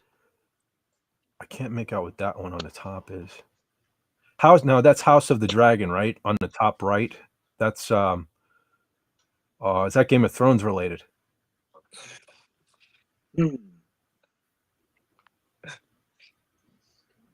Man. That's a lot of board games. Oh, I see a Black Series figure. What do we have here? I see a Black Series figure bottom right. Is that Obi-Wan? I can't quite read it. I think we might have an Obi-Wan down there. Whereabouts? Is it Ghostbusters something? Yeah, Monopoly. Ghostbusters Monopoly. Oh, wow. As well as, and what's above it? Then what's above it? That's the one on the top left. I was trying to make that out. Oh, it's the old school Star Wars logo. It's the old Star Wars logo. You can zoom in. You can zoom in on your picture. I can't. This is Twitter. Control skull. Oh, okay. Oh, maybe she can tell us because, she'd know. I'm wondering the Star Wars Monopoly with Ahsoka on it. Is that Ahsoka or is that just Yeah, it looks like Ahsoka, no, eh? that's definitely Ahsoka, or is that the Mandalorian? Mm. Because she was in that too. Oh, I have true. and Donna, by the way, actually for you, I am going to watch Ahsoka. I'm going to watch Mm. one of Ahsoka. Definitely going to do that. You've inspired me because I can't continue like making fun of it or anything like that. Not Yeah, have seen it, so I'm going to watch that's it. I'm true. definitely gonna watch it. Yeah. Yeah. Oh yeah, because And Carla just passed Oz. She followed the That's yellow Oz? brick road. Oz. Yep. Follow the yellow brick road. Okay, wait. Wes Cagle says back to that Star Wars, the masks. Top left is Ferengi, bottom is Cisco, bottom right is Picard. Yeah. Oh, okay, so he He doesn't even knows know. everything we know, except what we don't know. Hmm.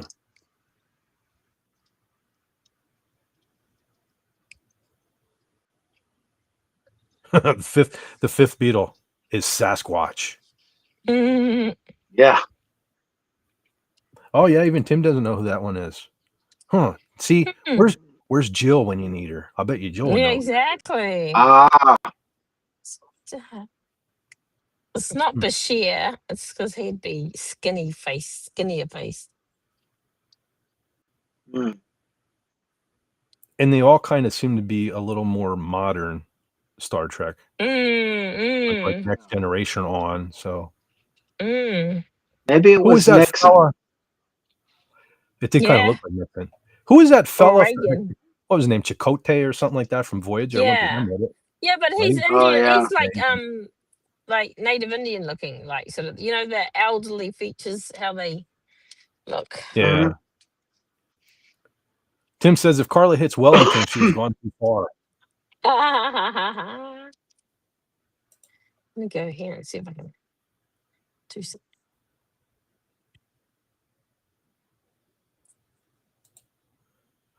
SB48 said, I sure hope someone around my neighborhood throws a Halloween party. I've got a whole Ghostbusters get up ready to go. Very cool. Awesome. Cool.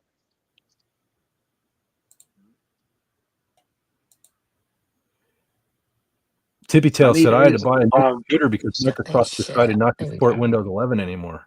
Huh. Yeah. Nice. Well, the other half of that is you have to buy new printers and all of that to go with your Windows 11 computer. Well, of course you do. Planned obsolescence.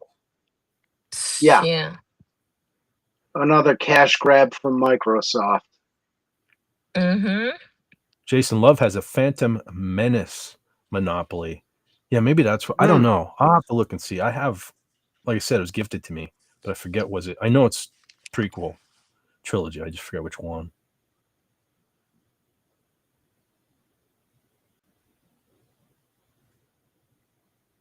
It's a shoe store. Dun dun dun.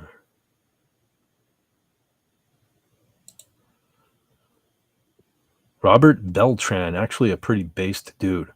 Who is Robert Beltran? Oh yeah. That's Chakotay. Oh, okay. I love him. He's like my type. So he's not like a knucklehead like everybody else from. Oh no, he's awesome. He's the like level-headed guy and sensible guy and stuff. He's awesome, and he seems like he's a really nice guy in real life too. So him and Tim Russ probably don't hang out. Yeah, who knows?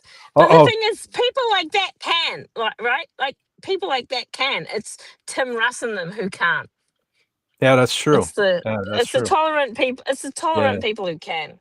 The ones that say they want to coexist can't. Yes. Yeah. Real quick, Sandra says we're heading to bed. Good night, everyone. Good night, Queen Dolphin. Good night. Good night, King Good Dolphin. night. Yep, thanks for hanging out. Sleep well. Okay. I was going to say, I don't think Snorter Poopy was here. I was scared that I missed him for a second there. He's probably he goes to bed within half an hour of you starting usually. Yeah, I know. I'm kind of late, but I can't be like I'm not a morning person, so that's out of the question. Mm-hmm. Mm. Yeah. You guys talking about Chipotle from Voyager? Yeah. Oh, No. Sarge is still here. He says Robert Beltran has earned the Sarge's seal of approval. That says it all right there. He must be approved. Nice. There you go. Cool.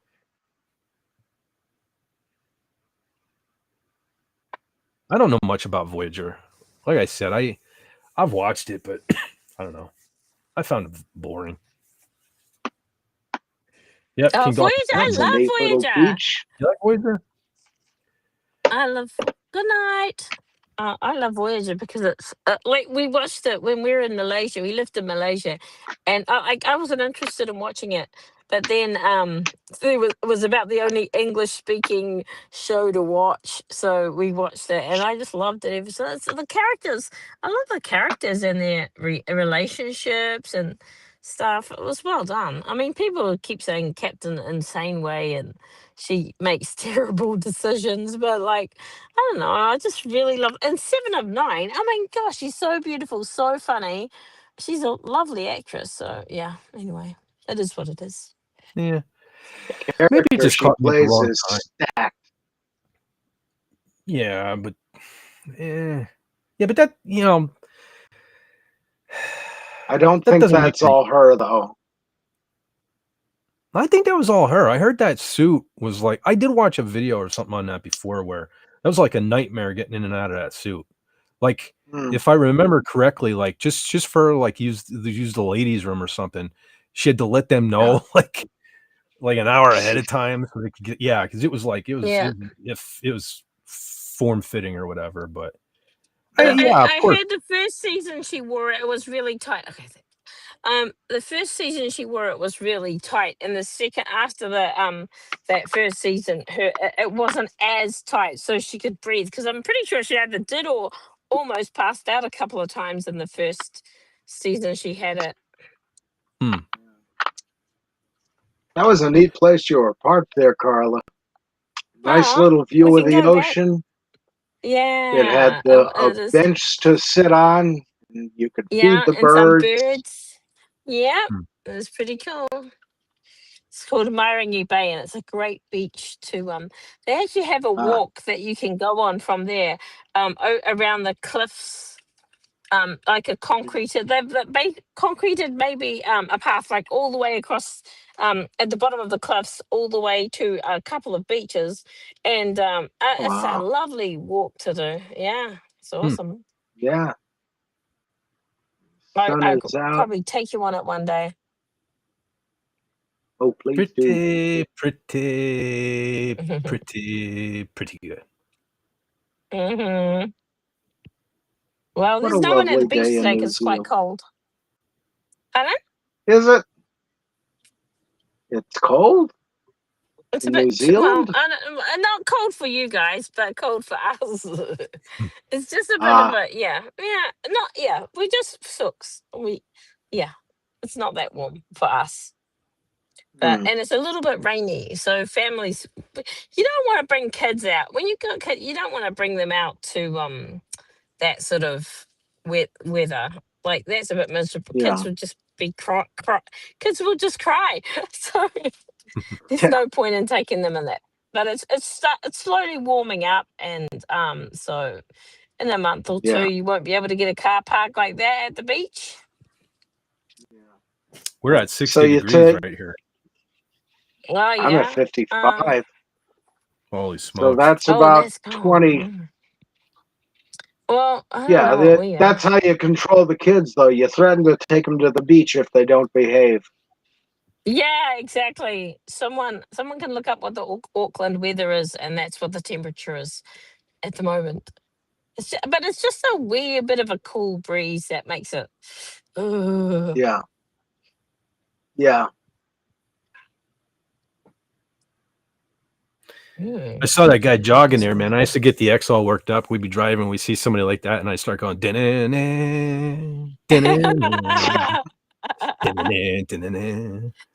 That's funny every time. Yeah. We used to see people jogging like that on the side of the road, and then prepare to open the door wide. I just think I should offer them a ride. It's like way quicker and easier. Yeah. It's easier on your heart, man. Yeah. So I started walking to get a tiny bit fitter, just like walking on the treadmill. And then this week I was being sick. I was like, there's no way I'm going to do that. I'll just be coughing up more lungs. Yeah. Yeah, we got rid of our treadmill. God, that thing was just taking up space. Yeah. That's why I won't get a pool table, because we were offered one, and I'm like, no way. I know exactly what they're used for. Everything but pool. You know, they're just they're huge. Yeah. Yeah.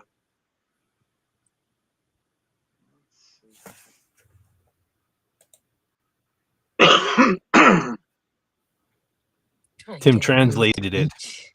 He says it's 61 degrees Fahrenheit there.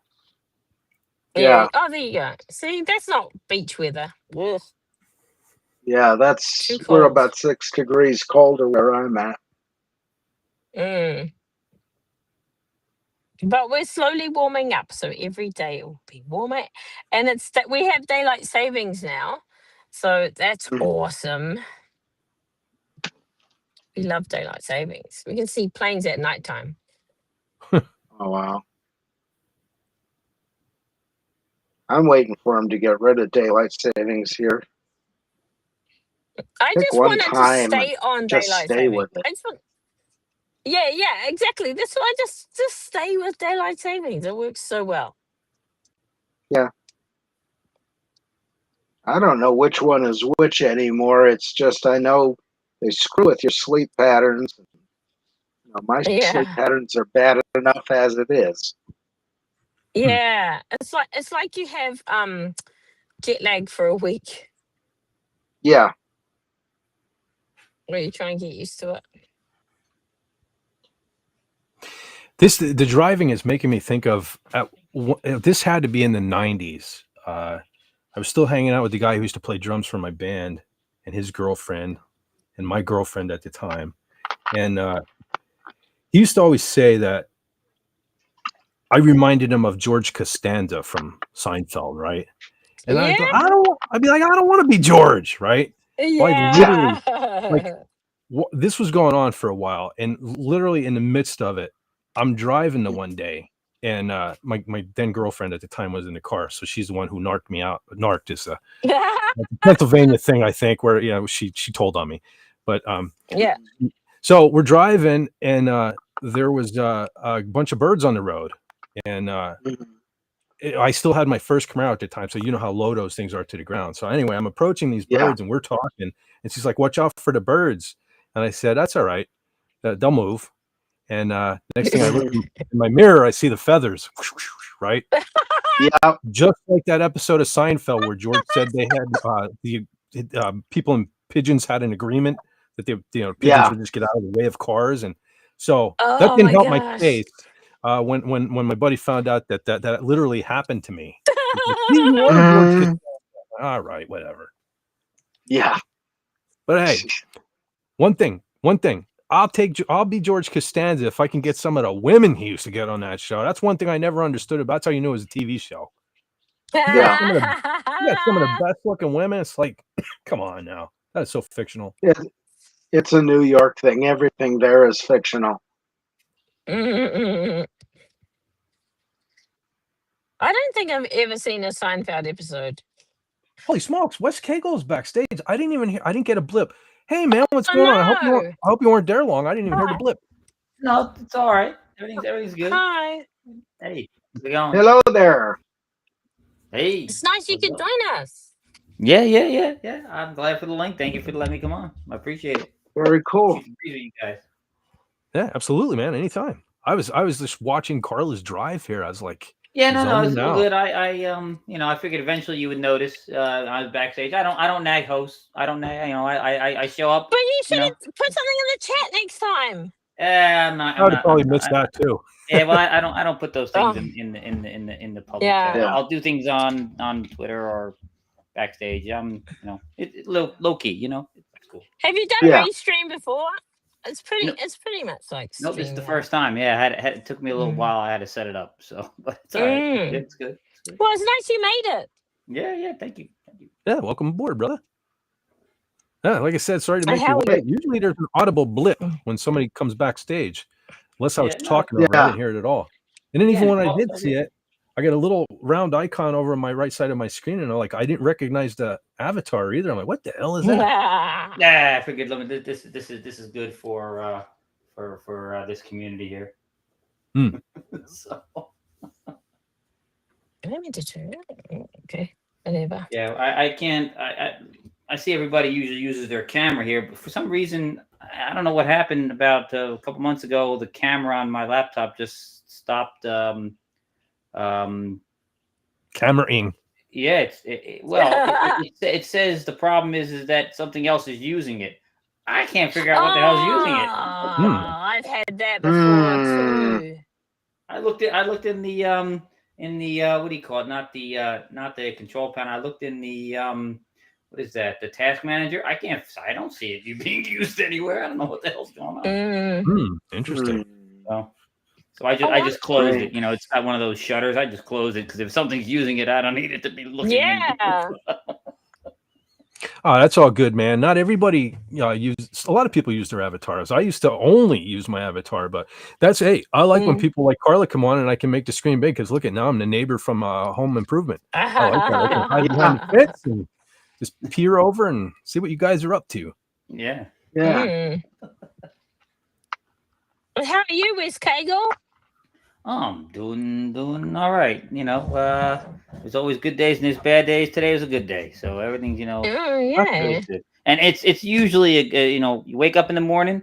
That's a good day right from the beginning. Everything else is just no matter what happens. I woke up. Absolutely. Yeah. It's a bonus. So you never know. You never know when the Lord's going to call you home. So treat every day like a bonus. So. Yeah. Yep. Oh, smokes. Holy cow. Tim messaged Jill about that photo. Oh, yeah, it does look like Nixon. Yeah. Huh, that's a mystery, man. It wasn't just me because I thought he looked like Nixon too. Yeah, I thought the only thing I could think of close. I mean, it's not really close with Scotty. I mean, I can't think of anybody else with dark hair with those facial features. Yeah. Close. He kind of did resemble Scott. Yeah. Oh, that's true.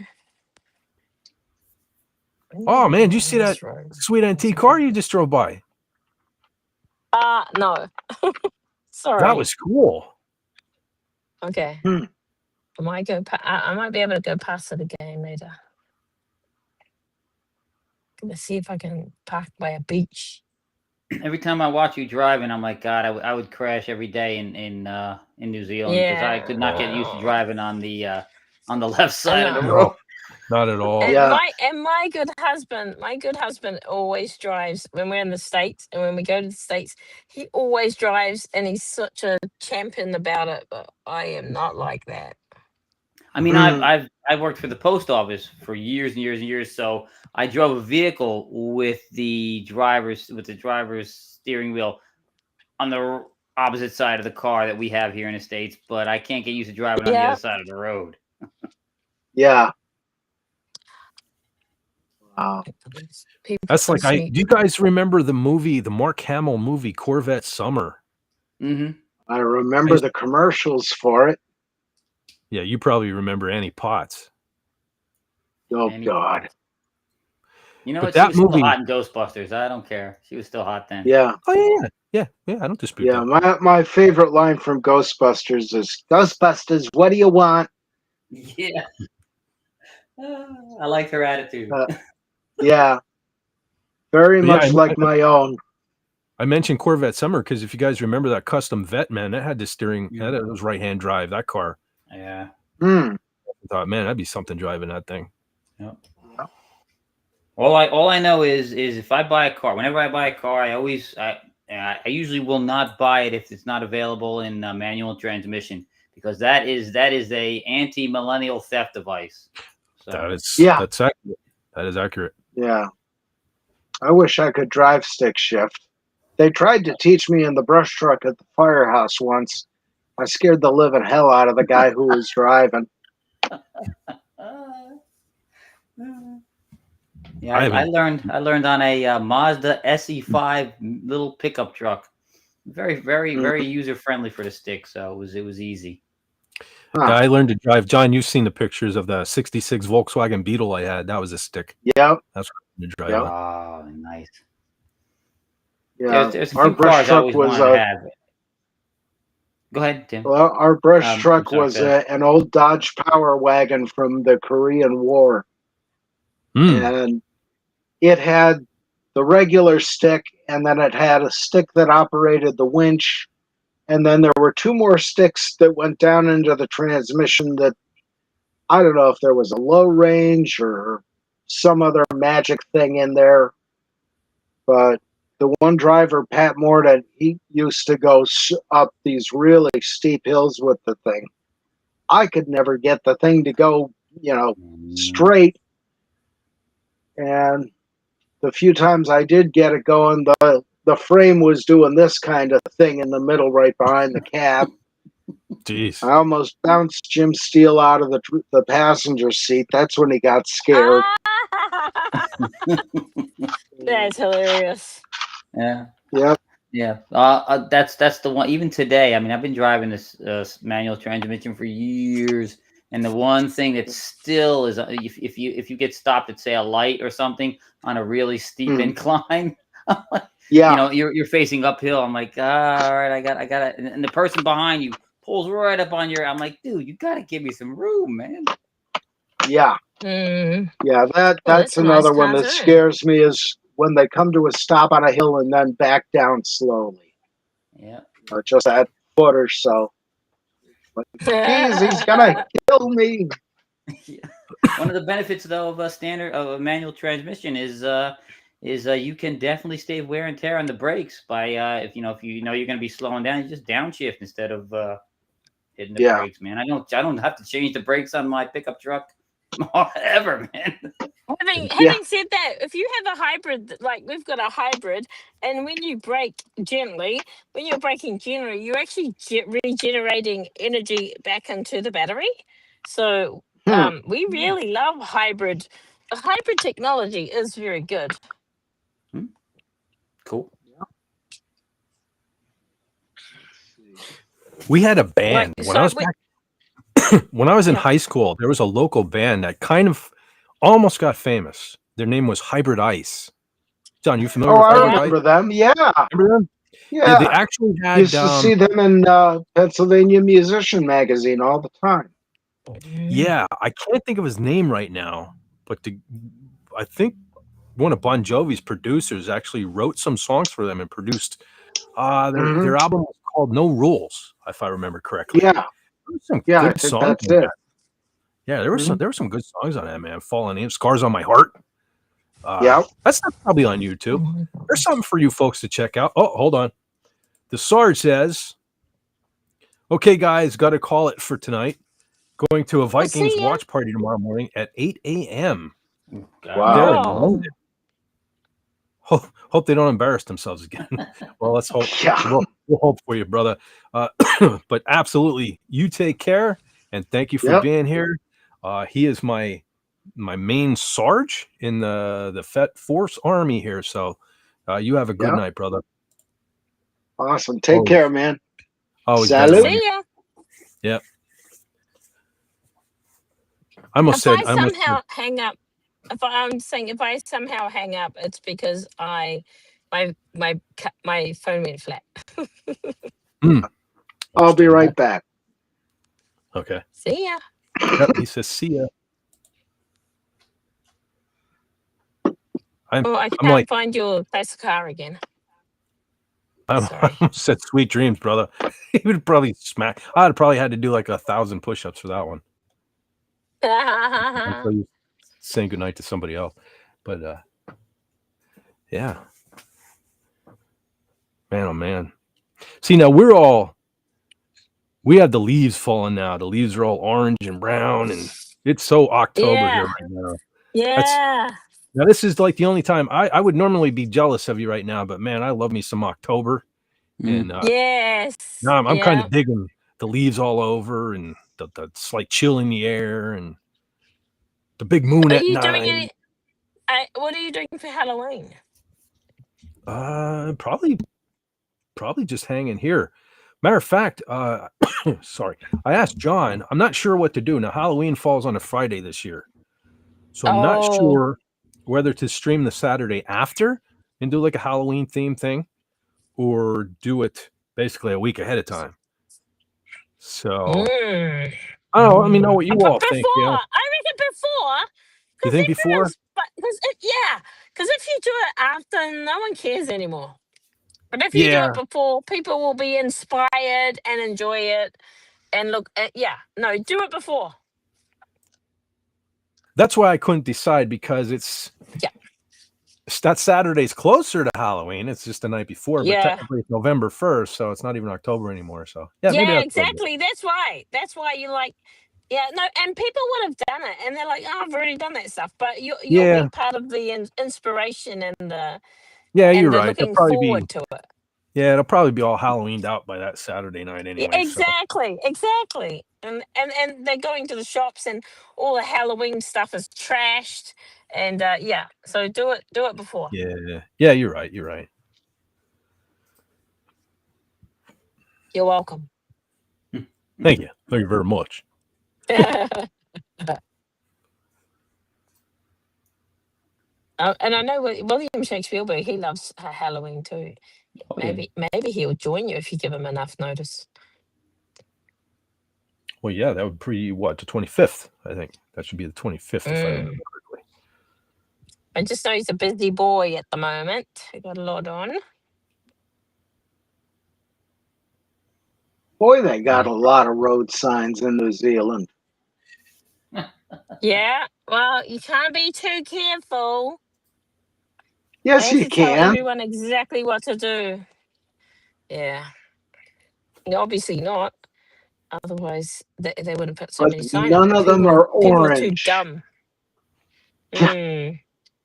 But you notice none of the road signs are orange. No orange road cones. No. Like here in PA. Oh no, we Yeah, that's have like cones. Yeah. We have Oh, cones. If I no. went into the city, you would see No, cones. Carla, you don't have cones like we have cones. Mhm. We Oh have Yeah. multi cones, man, here in PA. Yep. Yeah. I know it's a big rort. Like here in New Zealand, they basically, it's jobs for mates. And basically, if you have every cone you see, someone has hired them out. So the mate of the person giving the contract has hired each cone out for like $4 a day, or something like that. Jeez. So you imagine how much money that person's made. It's such a rort. Oh yeah. What? Well, those things only cost like I've seen them in the store. $80 or something like that. Just buy it. Yeah.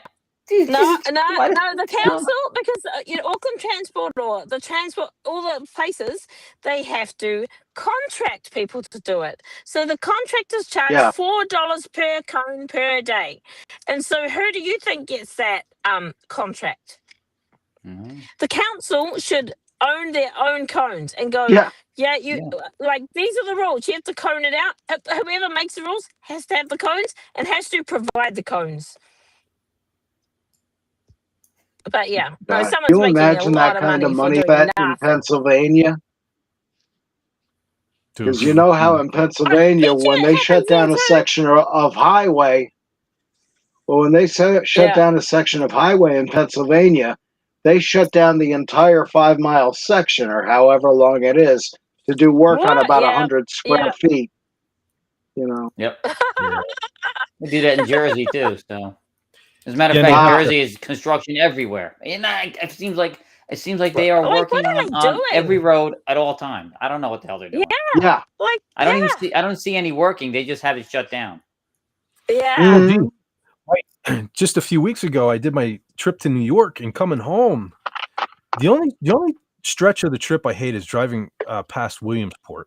and I'm coming back. It was 8 o'clock at night, and they're paving. Yeah.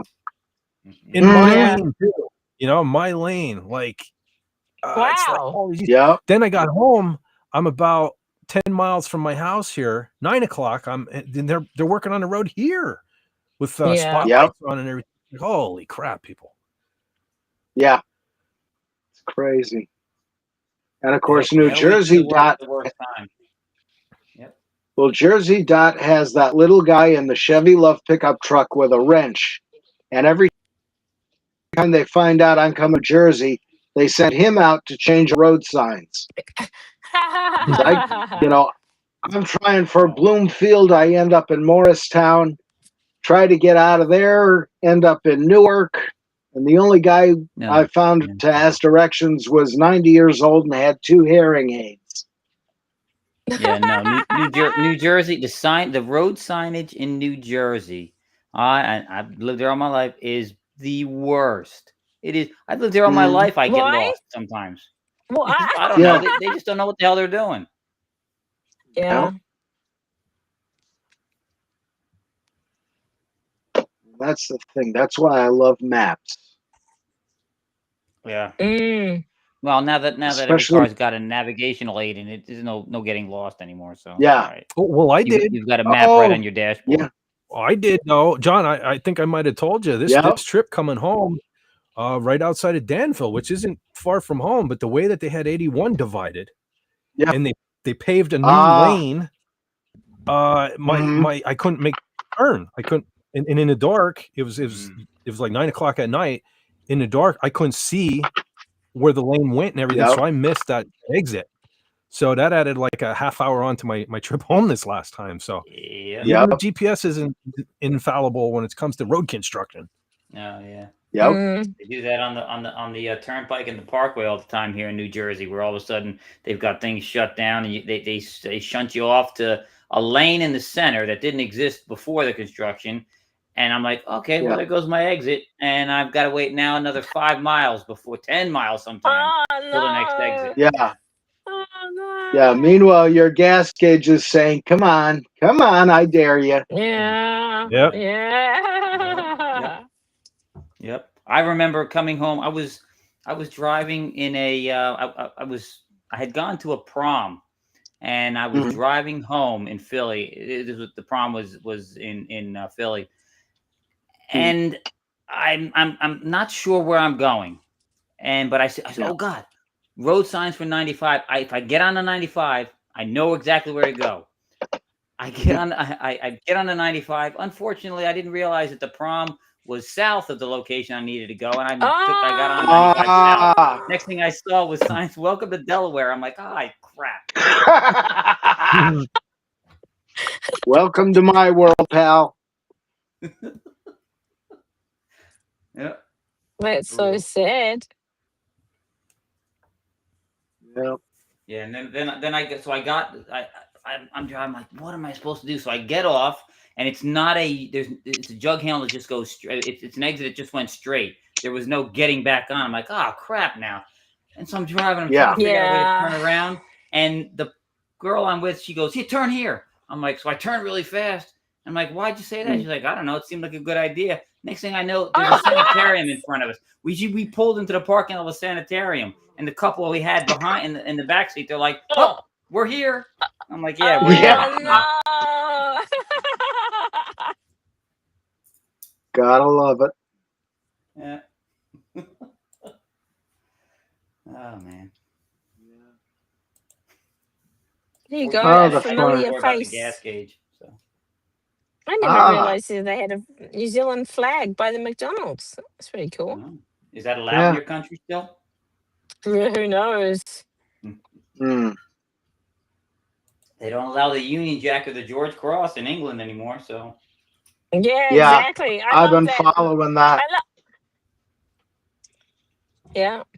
But the Palestinian flag is A-OK. Yeah. Yep. Yep. I love the that. So I saw this. I don't know if it was true or no, but it was awesome that somebody pulled down this guy's flag, his St. George's flag. So he painted his house as the flag. Yeah. Yep, I've seen them doing that. that Yeah. was neat. Yeah. Yep. They've been painting the circles in the roundabouts with the St. George Yeah. cross Yeah, on. that's right, they have. And that's what someone said. They're like, if you want anything taken away, just paint it with a UK flag. I mean, a St. George's flag, and then a cross on it, and then they'll take it away. Well, that's what they've Yeah. been. You know, the English roads are really bad. They're not being upkept. So people have been painting Yeah. St. George crosses in all the potholes, and they've been going around Yeah. filling them in. Yeah. John, that's what we got to do here. Yeah. Is Yeah. there enough paint? Do we have enough Oh, paint? no.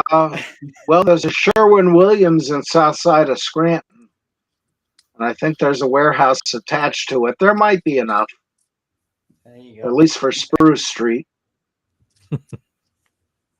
There you go.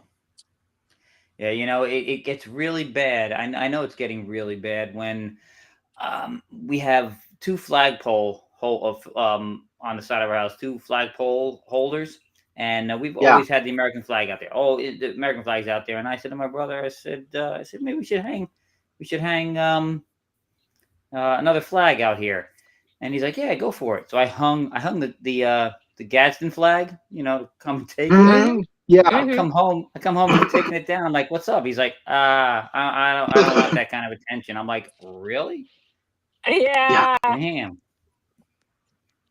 They got some. Well, so yeah, I've been following that. I follow Jeff Taylor on YouTube, and geez, the things they're doing to England, it's basically nothing more than a rotten borough of Brussels right now. Yeah. Yeah. Yeah. The British are fighters, though, you know. Oh yeah. Well, that's the thing. They're just laying it. They've been laying back for so long. Everything they're doing now is too little, too late. Yeah. Well, same thing up in Yeah, I Canada. don't know.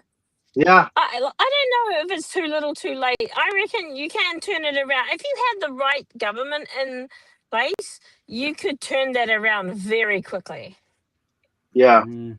Well, I left the one comment Like- on Jeff Taylor's channel the one day. I said, "You remember who Boudica was? Do that." Yeah. And he had to delete the comment because it would have got Oh, him in what? trouble. Yeah. Yeah. Yeah. Unfortunately, though, it didn't turn out so well for Boudica and her daughters. So. No, but still, they got up off their ass and did something. Yeah. Yeah. Well, sometimes. Yeah. What do they say? The tree of patriotism needs to be watered. The tree of freedom needs to be watered by the blood of patriots now and then. Yep. Freedom ain't free. Nope. Nope. Yeah, but Yeah, Canada's even sad worse, situation. and they're making their next move up in Canada. Did you see recently? They just told I think it was Canada. They just told the Canadians, you got a year to turn in your guns and we'll reimburse you. Otherwise, after that, you're a criminal. And we're just gonna take them. I'm like, oh my god, that's not gonna turn out well. Yeah, well, that's it. And it's all these people in Ontario or Ottawa, whichever the capital city is. You know, they always vote Labour, and they always vote for the Liberal side, and there's more of them than there are people out, say, Alberta, Saskatchewan, that sort of thing. So, yeah, they got a real problem going. Yeah, it's not going to go well. Sure. I see it all the time. People have been posting the meme. You know, they want to take your guns. You know, the minute they do, they're going to delete you with them, right? Yep, that's it. That's the thing. You know, we like to keep our politicians a little bit afraid now and then. Who was it that said that? When the people fear the government, you have tyranny. When the government fears the people, you have freedom. Yeah, I think that was Ben Franklin. Might have been. I think that you know how media is nobody trusts the media anymore. That's been the best thing to happen, and they did it to themselves. Yeah. Yeah. And it always reminds me of that line from Jeff Tate on Operation Mindcrime. Who do you trust when everyone's a crook? Yeah. Yeah. Yeah. Absolutely. And they say it all the time. I see the meme all the time. Or retweets of people all the time. You don't hate the media enough. You think you do, but Yeah. you Yeah. don't even hate them nearly enough. Yeah. Yeah. Yeah. And look at Well, this. A I reckon beautiful our day with generation the ocean. does. Yeah, I was just Sorry? thinking, what a And view. oh, I know. Yeah. I'm going to trying to find a place to turn around. Oh yeah. Yeah. Here It's we go. such an idyllic place you've got there. How could there possibly be any problems? Yeah. You know, Mm. it's like the Smurfs with cars. Yeah. It's just such a happy looking place. And all those Yeah. What could buildings on possibly the go right wrong? on the waterfront there. Yeah. Some of them look like Yep. shops, but it looks like there's residents up there. I would love to have that Oh view. yeah, there Oh, are yeah. a lot of Yeah. residents here. This is a naval area. The Navy Yard is just Ah. here. So yeah. Dun, dun, dun, So dun, there's dun, dun, dun, it. dun, dun, dun, dun, dun, dun, Get him. dun. Trouble is, it doesn't look anything like the streets of Philly. No. Monkey Carla. No stairs. Yeah. No stairs to run up. I'll go Okay. and Pull see. in closer and open the door. Yeah. Look at all them boats. Yeah. Yeah. They I'll got get out boats. and I'll You just see, right across the street from where you're parking right now, there's it looks like a bunch of apartments or condominiums with like big Yeah. windows right yeah. facing the ocean. That would be Yeah. Yep. awesome to live in. I You would. got it. Yeah. But the thing is, there's big trees. I'll show you. Oh, did I? Yeah, Yeah, I'm I gonna turn know. this off in a minute because my Trees, but battery's going alright. flat. But what's I this? like trees. Hang on. So there's nice old villas here as well, and then there's the big apartments, and then a small Oh yeah. place like that. And that's standard for New Zealand, Nice. opposite the water. And hang on, look that baby. And then here's Wow. hang on. This is across the road, across the water is this. So there's a ferry building like just down the road that I didn't pass, Mhm. and then there's awesome rocks you can walk on. I can't see Oh see wow. what I'm showing. So yeah, so that's across the um to the city. So the city is there where the ports. You can see the ports. I'm assuming you can see the Yep. ports. Yeah. And there's the museum. See, there's a hill there. Hmm. There. There's a hill. Yeah. And Yep. there's a building that's sort of a brownish building. That's the Auckland Museum. And Ah. there's apparently there are rules. It's such a brown bit in the building in the hill, but there's a regulation that they cannot build buildings. And you can see the docks where the cargo containers are, and then there's Right. like light buildings, but they're not very high because there's a building rule or whatever that buildings aren't allowed to. We have to be able to see the museum from I don't know wherever the shore or whatever like that. Ah. Yeah, so there's a building. What do you call them? Cool. Ordinance? I don't know. Something. Yeah. Yeah. So yeah, and I think that might be Mount Eden, that mountain there. But yeah, so I think Very cool. that's Auckland Hospital. That taller building there, just all by itself, is like Auckland Hospital. And then Wow. but see those houses with the view, they still have to compete with those trees that will Yeah. forever get bigger Yeah. and bigger. So you might be Yeah. That's right why opposite the God water, but invented you can't see. chainsaws. Yeah, they'll be protected. They're called I think they're Pahutakawa trees. So at Christmas time, they all have red. There's someone with a camera. They all have red, like flower bristle type flowers on them, and Ah. yeah, and so it's Red and called green. Nice. like the New Yeah. Zealand Christmas tree. Yeah. Yeah. Anyway, Nice. so this is Auckland Harbour.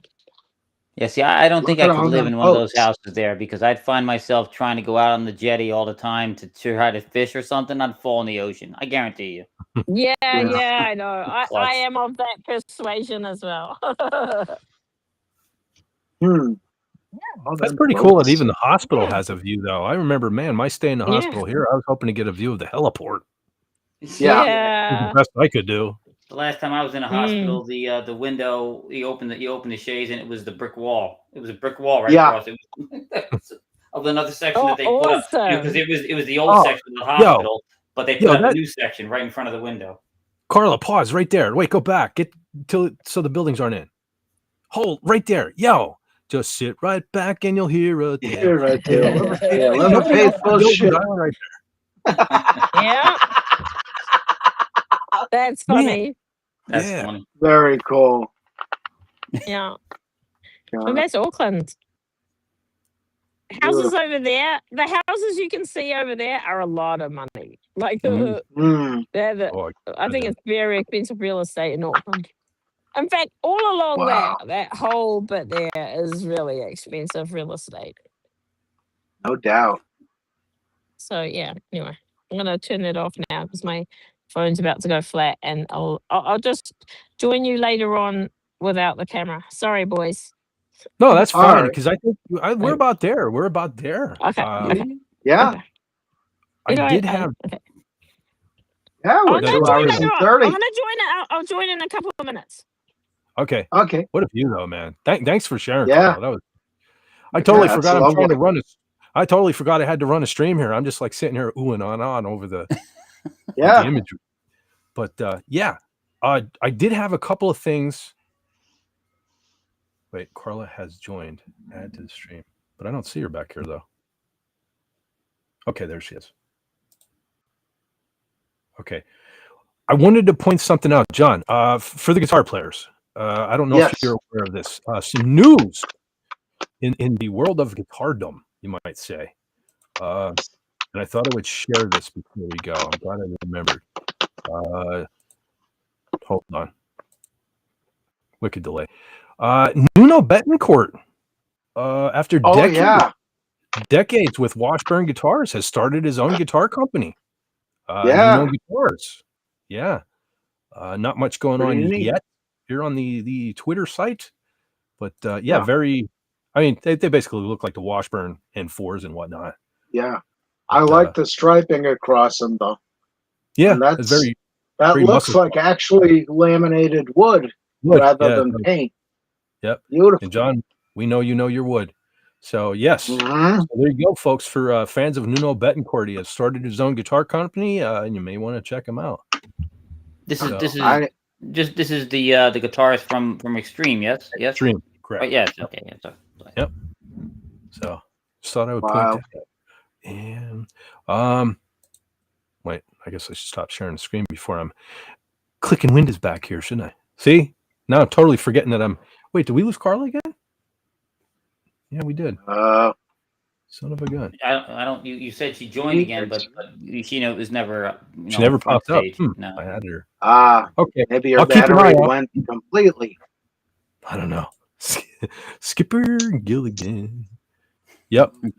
Okay. One thing I wanted to do, since it's my favorite month, October, on top of a CD recommendation, I was looking through some of my DVDs, and a lot of you old school people like me probably are familiar with this. This was a made-for-TV movie, but man, this was a cool one. Dark Knight of the Scarecrow. I took a long time to try to find that online. I finally found it. That is a great movie. You know what? It is. And for those of you who have never seen it, right now, it is. I checked. I did my homework. It's free on Tubi right now if you don't have it. This here was a movie that my family were supposedly like big horror fans and stuff like that. And one day we were sitting around talking about movies, and I mentioned this, and none of them, including my ex, who was the same age as me, grew up in the same town as me. This thing was on all month long when I was a kid here in PA on TV, and she never saw it. And so then we proceeded to get this video, and all of them loved it. So that's all ages covered there between my kids and her and stuff. So definitely a really cool movie, worth checking out this month if you want something kind of old school and maybe you never saw or you haven't seen it in a long time. Pretty decent little movie. Cool. I recommend also the original Don't Be Afraid of the Dark from 1973 or 4.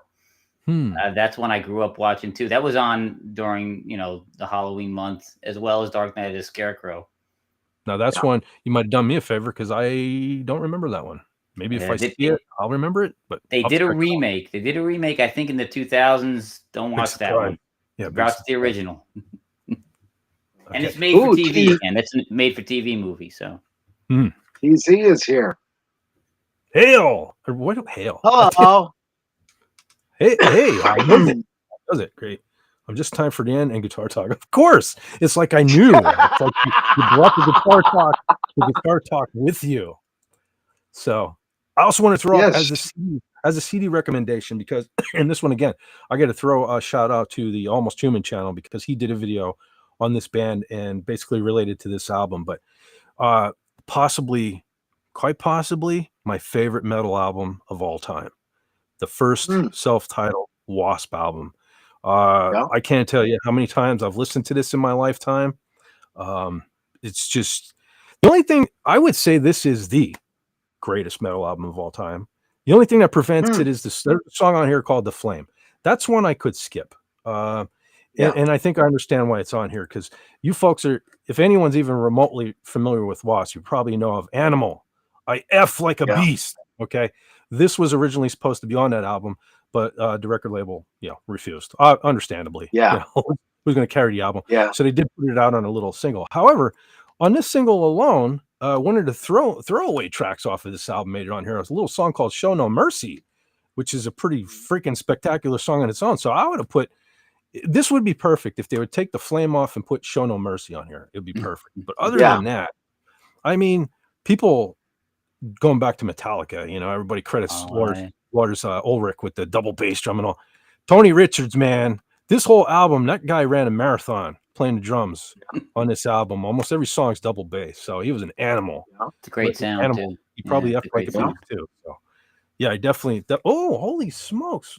We got Pop Culture Minefield in the chat. What's up, buddy? Hey there. Very nice to see you here. Unfortunately, we're just wrapping up, but hey, you can always go back and catch that there replay. Yes. Be kind and rewind and all of that there sort of thing. But you did come in. Okay, now Carla's back. I'm going to try to add her again this time. Right? And TZ, we did talk about drums and drummers earlier. We did. And you're also going to love my rant about, excuse me, my rant about Metallica. I'm sure I'm going to hear about that one. You can look forward to that on the replay. But you mentioned if there had been one song swiped out in that album, it would be perfect. When you talk about Metallica, I agree. There's also, if they would have taken Orion and swiped it out with Call of Cthulhu on Ride the Lightning, it'd be perfect. It'd be a 10 for 10. Ride the Lightning is my favorite metal album. So I gravitate when it comes to Metallica. Again, it depends on what day you catch me on. It's normally Master of Puppets, but I do have a weakness for Ride the Lightning. And even Trapped Under Ice, man. There's a song that people don't talk about much, but holy smokes! And Fight Fire with Fire. That's Metallica, probably their heaviest. I think you can match them up almost song for song, and I like all the songs off of Master of Puppets as well. But the opening is better than Fight Fire with Fire is better than Battery. And I know it's sacrilege. People are going to roast me for it, but Ride the Lightning's better than Master of Puppets. I agree. I'm not going to argue because I believe my boy Dave Mustaine helped write that Ride the Lightning. So I'm a little Mustaine biased. Yeah, me too. Yeah. Just so everyone knows, blech is the new term for awesome. You see that awesome. Yeah. That's what that means. Yeah. So Pop Culture Minefield says, I always want to give some love to my friends' channels. Thank you very much, man. That's very cool. And like I always say, man, you guys aren't subscribers. You are my friends. But I'm a little premature, as usual. But let's see. Yeah, sure. You're out now. Yeah, thank you very much. I will have to reciprocate that favor in the future. Thank you very much. SP48 says, hail Pop Culture Minefield. Absolutely. Blob remake? Oh, the 88 version? Not sure. Not sure if I saw that. I thought that was a pretty good. It was with Kevin Dillon.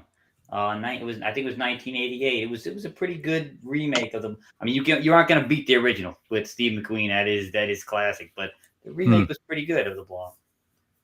And that's unusual, a good remake. Although I will say, I should have saved this for like next week's DVD recommendation. But I always loved My Bloody Valentine. Was a pretty good, pretty darn good old movie.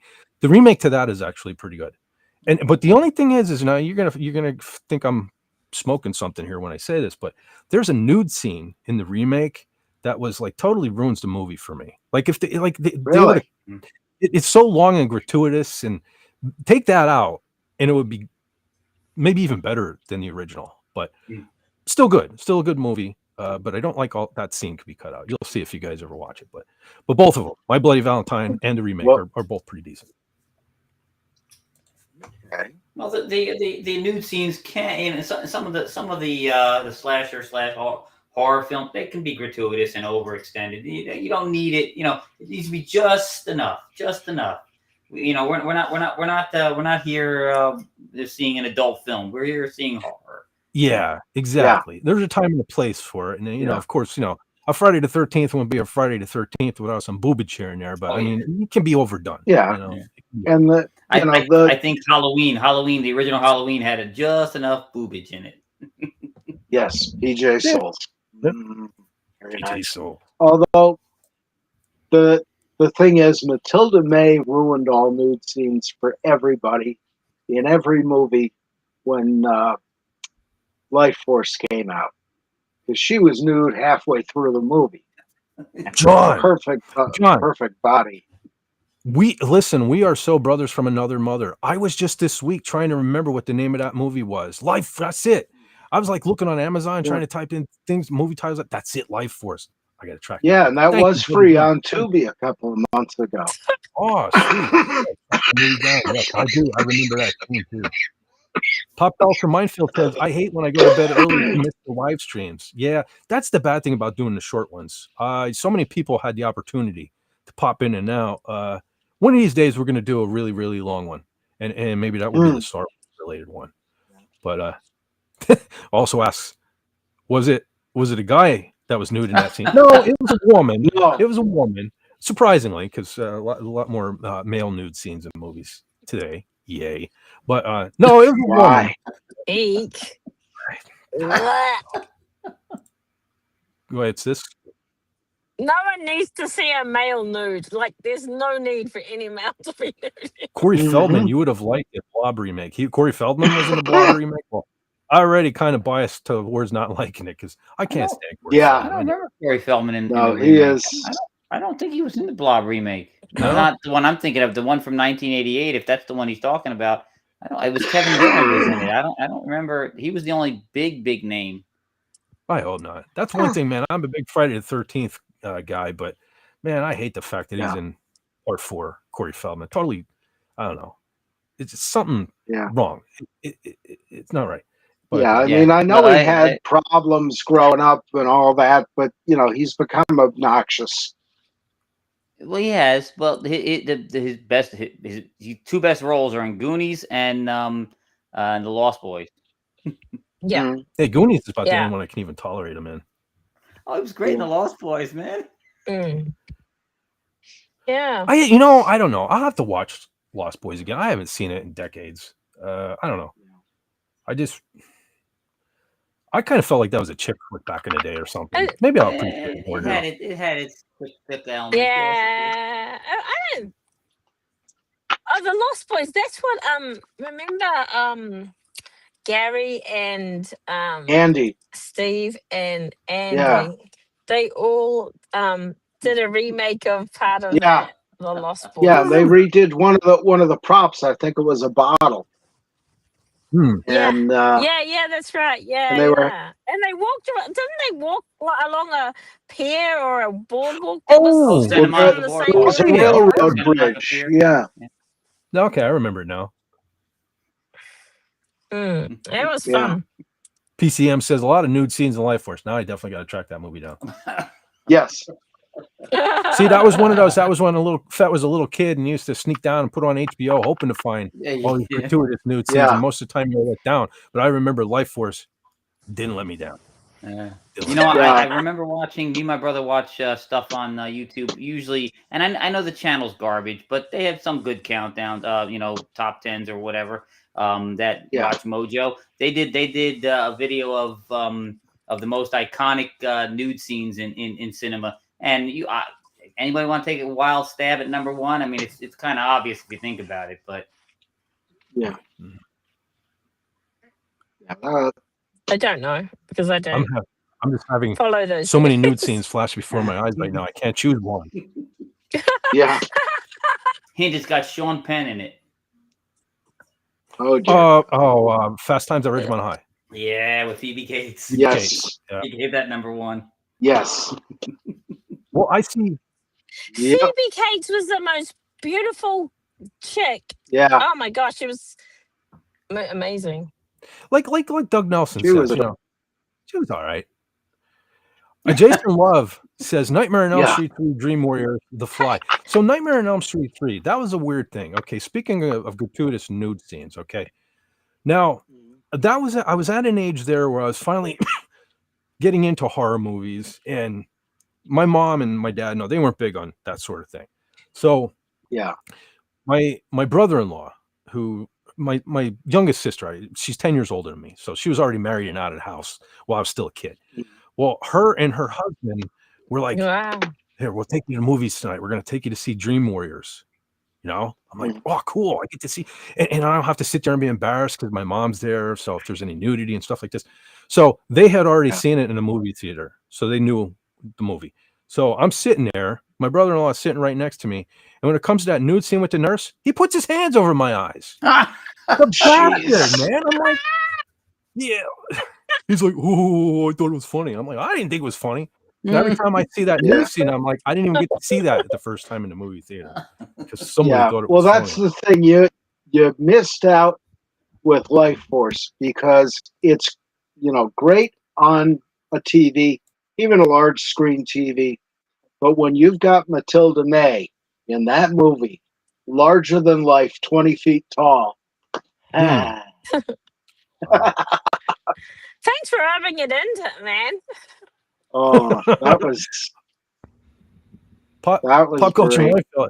I was a grown ass married man when Life Force came out and used to sneak downstairs to give it a watch. Yeah. My man down there. Yeah, Jason, let me go, John. Jason Love says Linnea Quigley. Yeah, we were just talking. Yeah, that's the real scream queen. For some reason, I can't say that lately, but screw Jamie Lee Curtis. Yeah, that. One of those things. No, screw Jamie Lee Curtis, man. Linnea Quigley, very underrated. She's the scream queen, in my opinion. Yeah. I was just thinking of that today. I could scream. I just watched the video. There was a rocking song in Return of the Living Dead 2. You remember Party Time? Yeah. I was just listening to that early today to kind of the theme song from that. I even wrote down here the name of the band because I never knew who sang that. It was a band called 45 Grave. Did that song Party Time. It's party time. Yeah. Do you want to party? Yeah, that was a good song. Well, good movie. That's why I wanted to see that movie originally, is because that song was in the commercial. Yeah. And it's like, oh, there's something I need to know about. You know. And boy, what an interesting moment that was. Linnea Quigley on the gravestone. Yeah, Lost Boys invented the mullet. Yeah. Well, then I have to have some respect for Lost Boys then, because I had one of them there for myself for quite a long time. So I'll have to rewatch it just for that fact. Hey, listen, I also am a Camaro guy. You know what I mean? I mean, you kind of in the 80s, you had a Camaro, you had to have the mullet. The bitchin' Camaro. Hand in hand, right? Yep. Yep. PCM says he's in agreement. Linnea is super duper hot. Oh, speaking of which, I don't know if you folks know, Carly, you may not know, but us folks in America here knew a blonde named Rhonda Shearer, who back in the day had a little show on what was it, USA Network called Up All Night, right? Oh yeah, she was like the sultry host, and they would play horror movies or something. I just saw on Twitter yesterday, I think it was, that show's coming back. I'm not sure what it's going to be on or whatever yet. I wanted to share, and she still looks good for her age too, man. She got to be up there, but she's Up All Night is coming back, so there's some Halloween coolness to throw your way too. So yeah, for that. Nice. This was always the time of year when Elvira was everywhere too. When I was growing up. So. Yeah. You know, the thing of it is I always dug Elvira. I used to have a sticker of her on my one guitar and everything, but here's where Doomcock and I differ greatly. He's redheads blow his mind. Okay. I don't know why. He's never done it. And when I found out that Cassandra Peterson was actually a redhead in real, I don't know, it blew the whole black hair mystique thing for me. Yeah. I don't know. I'm with Doomcock. I'm a redhead guy. However, when it comes to Marianne Ginger debate, it's Marianne all day long. Oh yeah. Same here. Oh yeah. Yeah. See, I'm one of those guys that believes blondes have more fun, brunettes are more fun, and redheads make me cry. PCM says Lost Boys has. PCM says Lost Boys has the number 4 soundtrack on my top 10 soundtrack list. Of all soundtracks or horror there movies? you go. Yeah, there's good music in that movie too. Yeah. I think it's not just Corey Feldman. I think Corey Haim is the other one in that one too. I think it's both Corys are in that. Yeah. Yeah, it is. I think so. Yeah. And Kiefer Sutherland. Oh yeah, Kiefer Sutherland. And the guy that played the scientist in Tron, the founder of Enron, whatever it was. Yeah, he's the grandfather. So I don't know. Oh yeah. The one who he doesn't need a TV because he's got a TV guide. Oh, yeah. That's the only thing I remember about that movie because it was quite scary and not a very nice movie. But I do remember, like it goes, "Where's your TV? You got a TV guide? Yeah, well, I don't need a TV then." Oh, PCM says I'm engaged to a redhead. You guys might know her as Anima Confusa. She's my closest on her channel. That's right. That's right. Cool. What's this? The correct answer to the Ginger or Marianne question is yes. Okay. I'm not gonna argue. I think you guys like Marianne more because she's girl next door. Yeah. And she's shorter. Whereas the other chick seems like she'd be your teacher. But when I don't know. If you go like I know they're cartoons, but if you go in Velma Daphne, I'm taking Daphne because I don't need a girlfriend smarter than me. So yeah. One case where the brunette doesn't be enough for me too. Yeah. That must be pretty hard then. Did you watch a TV show of Elvira having a contest to find her replacement? No, I didn't know. I didn't know that. Like, is that something new? No, I think it was a while back. Wow. I don't think he could replace her though. He's too iconic. Oh yeah. No. You know. Yeah. I've seen some people do good cosplay of her, but it's never the same. Yeah. No, never the same. Yeah. No, her attitude, it's her personality, not just the look. So. Yep. Trash is taking her clothes off again? Where? When? Let me know. Send me a link. Yes. Links? Are there tickets? I'll buy one. All right. Now that we've broken the internet, I think it's a good time. So we'll start ladies first. Carla, you got anything coming up? Anything you want to talk about or anything you want to plug or one of them there deals? Oh no, I do streams with Canadian Spider-Man on his travel talks sometimes. And so does Wes Cagle. So, yeah. So sorry, Wes Cagle. Good show. Good show. Hail yeah, so that's about all. And I turn up here sometimes. Well, that's not all. I mean, that's... Thank you for having me. Absolutely. That's more than enough. Canadian Spider-Man is friggin' awesome. That's like more than enough. Yeah, he is. I am popping his link in the chat. And in 15 minutes, it will come up on Restream, and I will be able to pop it up here. So, no, actually, it's a little quicker this time. So there we go. There's Canadian Spider-Man. So you Carla fans, check that out. go on over and check out Canadian Spider-Man. You'll catch Carla over there also. And there's that. So Wes Cagle, what's going on? You got anything to plug or anything? I'm trying to drag you up to make you full screen. Yeah. But for some reason, it ain't working here.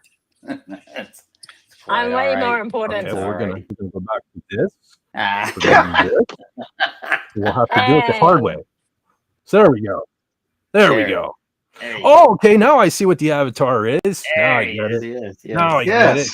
Oh, you should have sent it to me ahead of time. I would have put a fez on that thing. Yeah. Nice. What is it? I don't want to overstep the TM. So. Oh yeah, TM. I could have put different font on it or something, so you wouldn't have had any issues. It's a Cthulhu there, Carla. Yes. Oh, okay. Yes. Okay. And I think somewhere down under the waters is his ass ram TM. So. But no, I show up on people's streams now and then if they ask me. I'm always willing to lend a hand and add some enjoyment, some laughter, and some stupidity. I'm from Jersey, so that's what it is. The only place where I'm pretty much regular is on Wednesday nights over at Dadman Walking 55. His channel. We have a Wednesday show that we do every Wednesday. So cool. Well, you can come here anytime. No, I appreciate it. Thank you very much. Absolutely. Wait a minute. All right. Wait a minute. What happened?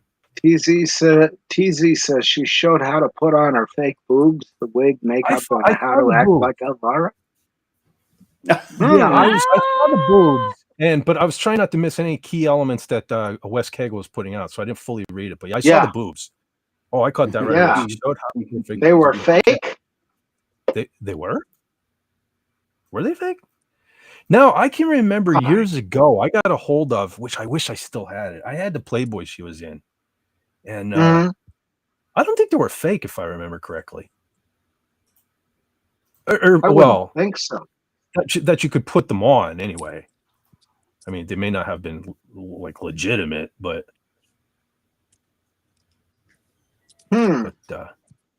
Okay, so Canadian Spider-Man is my bro. Absolutely, yeah, he's all our bros, man. He's all Spidey. Yeah. I feel bad because doesn't he stream? I think he streams tonight. I feel bad about that. Who? Canadian Spider-Man. Doesn't he do like a bonfire thing tonight? Or something? Not all the. No, he's so random about his bonfires. Don't ever worry about that. Yeah. Oh, the greased up sax player in the Lost Boys. Yeah, that was a little much. Yeah. You know what that scene always makes? What came first? Was the Lost Boys or Mad Max Beyond Thunderdome? Because whenever I see that guy, it just makes me want to watch Mad Max Beyond Thunderdome. Because didn't that have like the big buff saxophone player guy in it too? I don't know. I forget. Yeah, Lost Boys, was Lost Boys 84 or 85? I think it was mid 80s somewhere. I think. Yeah, somewhere. I'm not exactly. Oh, Railway Nation Gaming Clips is here. Oh, he sure is. No way. He says hi. What's up, man? What's going on, brother? Lost Boys was 87. 87. Ah. Oh, okay. And 85 was Beyond Thunderdome. So, interesting. No wonder it makes me think of Mad Max. Yeah. My brain was subliminally onto something there. TZ says, I loved Up All Night. Now she sells undergarments. No, like I said, from what I understand, Up All Night is coming back. It's making its return soon, I believe. Ooh. We need to bring back a lot of shows from the 70s and the 80s. No, don't do that. Don't do that. They'll just ruin them. Well, this one. No. We can't let today's people handle them. We've got to bring back the people that originally made. Yeah. We got to skip a generation.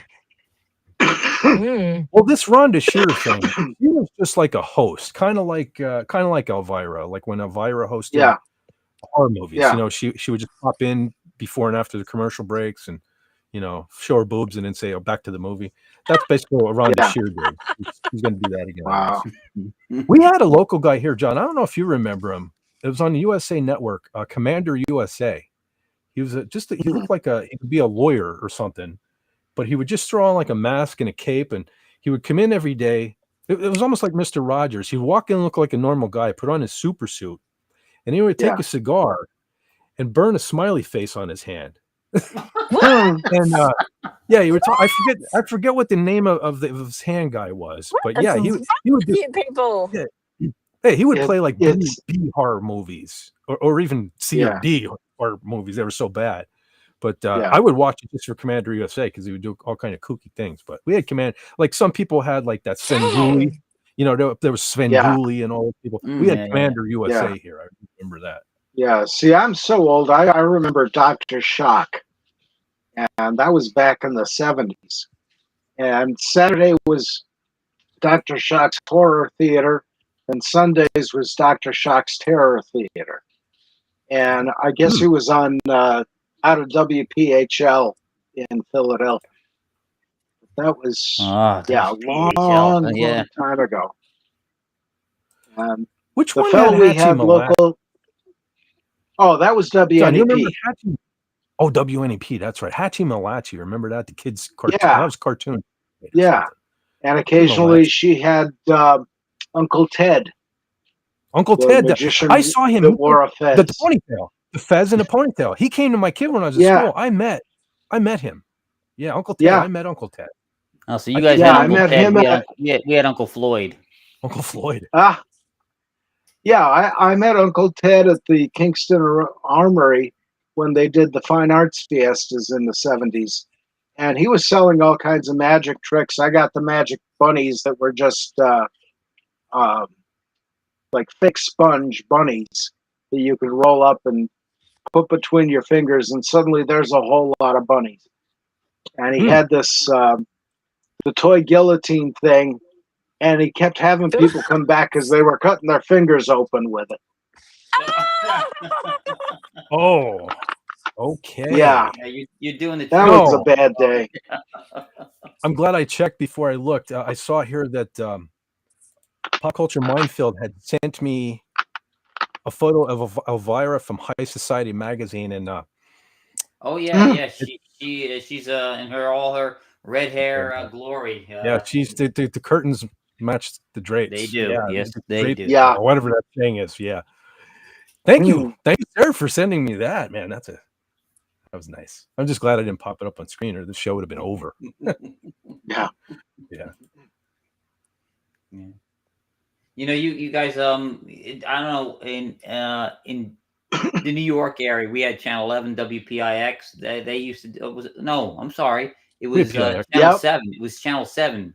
ABC used to do every day was the 4:30 movie, and during October they always had horror months. So we got some good. Like I remember watching The Creeping Flesh with what's his name, Peter Cushing. Man, there were some good horror movies on the 4:30 movie. Yeah, I remember WPIX especially because they had a lot of good movies, and they did this one thing early on in video gaming. They did this thing where a kid would call in and play this video game, and some of them were okay at it, some of them were terrible. The one kid started crying because he lost terribly, you know. Yeah. But it was the lowest quality. It was the lowest quality graphics, you know, Texas Instruments style graphics.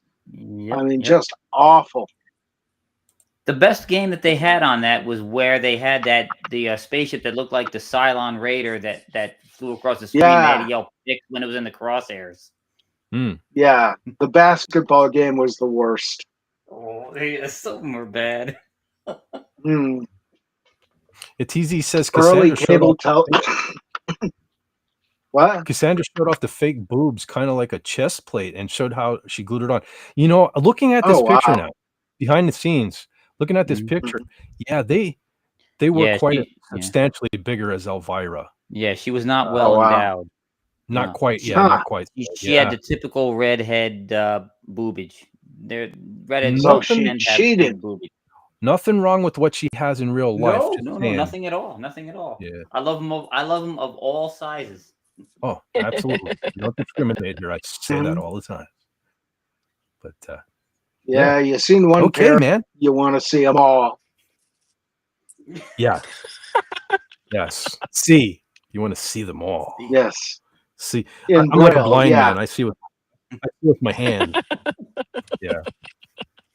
But You know, that's one all of the right. things I want to do someday is go into an elevator and put up a Braille sign next to the where the buttons are that says "Up yours" Whoa. in Braille.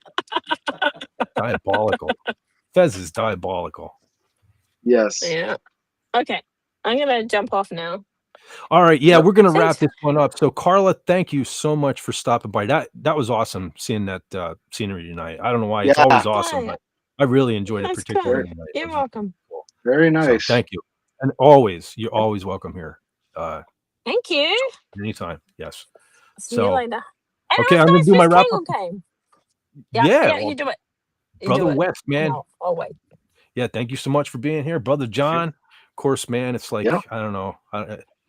So you folks don't know, man. It's like I texted John the last couple of days and he didn't get back to me, man. I was worried, man. I was worried about my buddy over there. Yeah. So I'm so glad. Yeah. he Turned made it out I here tonight. left my phone in the car. But Yeah, so happy to be here as always, brother man. okay. Elvira used lifts for her boobs. Okay, that makes more sense. And there he is, SP4A. I didn't miss him tonight. He says good night, Carla Burton. All right, Good so night. with that, hey, what I want to do is I want to say for everybody that was here on the panel, to everybody that was here in the chat, to everybody that will be kind enough to watch this on the replay, and please leave a comment. It helps, helps. We're growing, we're doing things here. So I want to thank you all, and I want to tell you that you guys aren't just subscribers. I couldn't even say it. Look how emotional I am. I couldn't even say it this time. You guys aren't just subscribers. You're my friends, and I love all of you. And so hold on. Nothing funnier than do not touch in Braille. Absolutely. Yeah. Jason, I don't want to miss this one. Jason Luz says, "Good night, everyone. Live long and prosper, everyone." You too, buddy. Thank you so much, man. Like you're such a major part of the FET force. You're always here, my brother. All you guys, SP4H, man. I love you guys. Real Wade Nation stopped in. You guys are awesome. And I hope you know what to do by now. I hope you guys know what to do. You need to take care of yourself. Take care of each other. And why? Take it easy. When you can take it, what? Damn it. Let's just all try it. Easy. I got a little story for you about this girl I knew. Have a good night, everybody. It goes